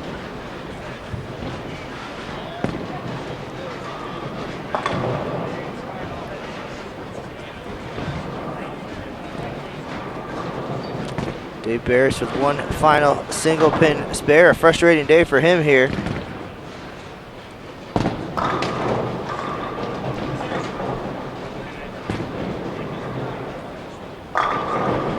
To our right, Jesse Nygaard is going to step up on lane 47, looking for 8 in a row.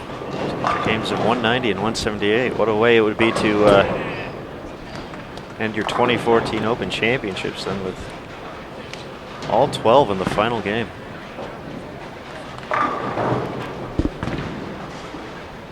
Nicholas J's Pro Shop's been here every step of the way today during doubles and singles, supporting their fellow bowlers from Wisconsin. So even though it's growing quiet here, there's a lot still going on. Chris Pierson trying to wrap up what I would assume is a career best all events total. Looks like he's going to just crack 2100 here. Technically our first 2100 of the year. 2039, his previous high last year. Our leader, Tim Dummerow.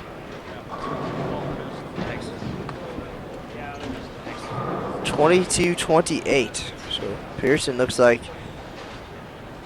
it's going to be second place for him. Great year. We'll post those details on Facebook as soon as we're done here. That's our newest avenue. 2104 by my math. Nygaard's run ends with a 7 count.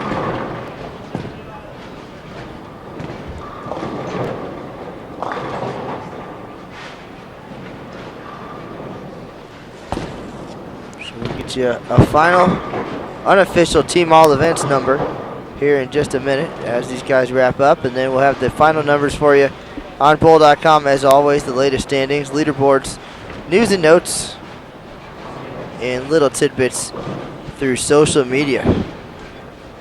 1960 for Dave Beres. Maas trying to finish up with 260s. Leaves a 10 pin there. He'll be in the 250s. These guys definitely threw good shots. Struggled with carry today for sure. Would it have been enough perhaps to get some momentum going? But they had a big task at hand when they walked in the door this morning.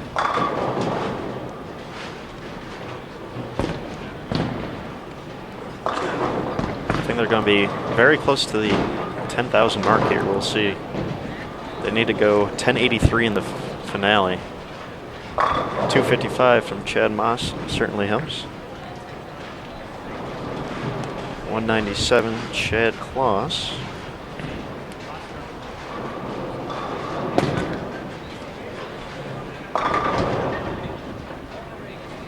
So we'll get our final look at these guys as they get their equipment off the rack. Aaron Smith's going to calculate up the final unofficial numbers, and then you can catch up with us later on today.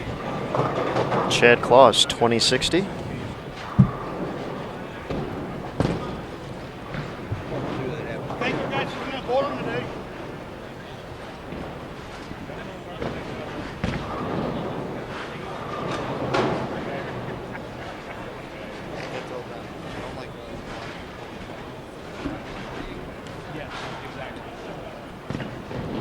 Again, these guys, Motion Plus Lanes, the team record holders, 35-61 yesterday. 2075 for Chad Maas. We'll add all those up. The final number. Jeff Nimke looking over Aaron's shoulder.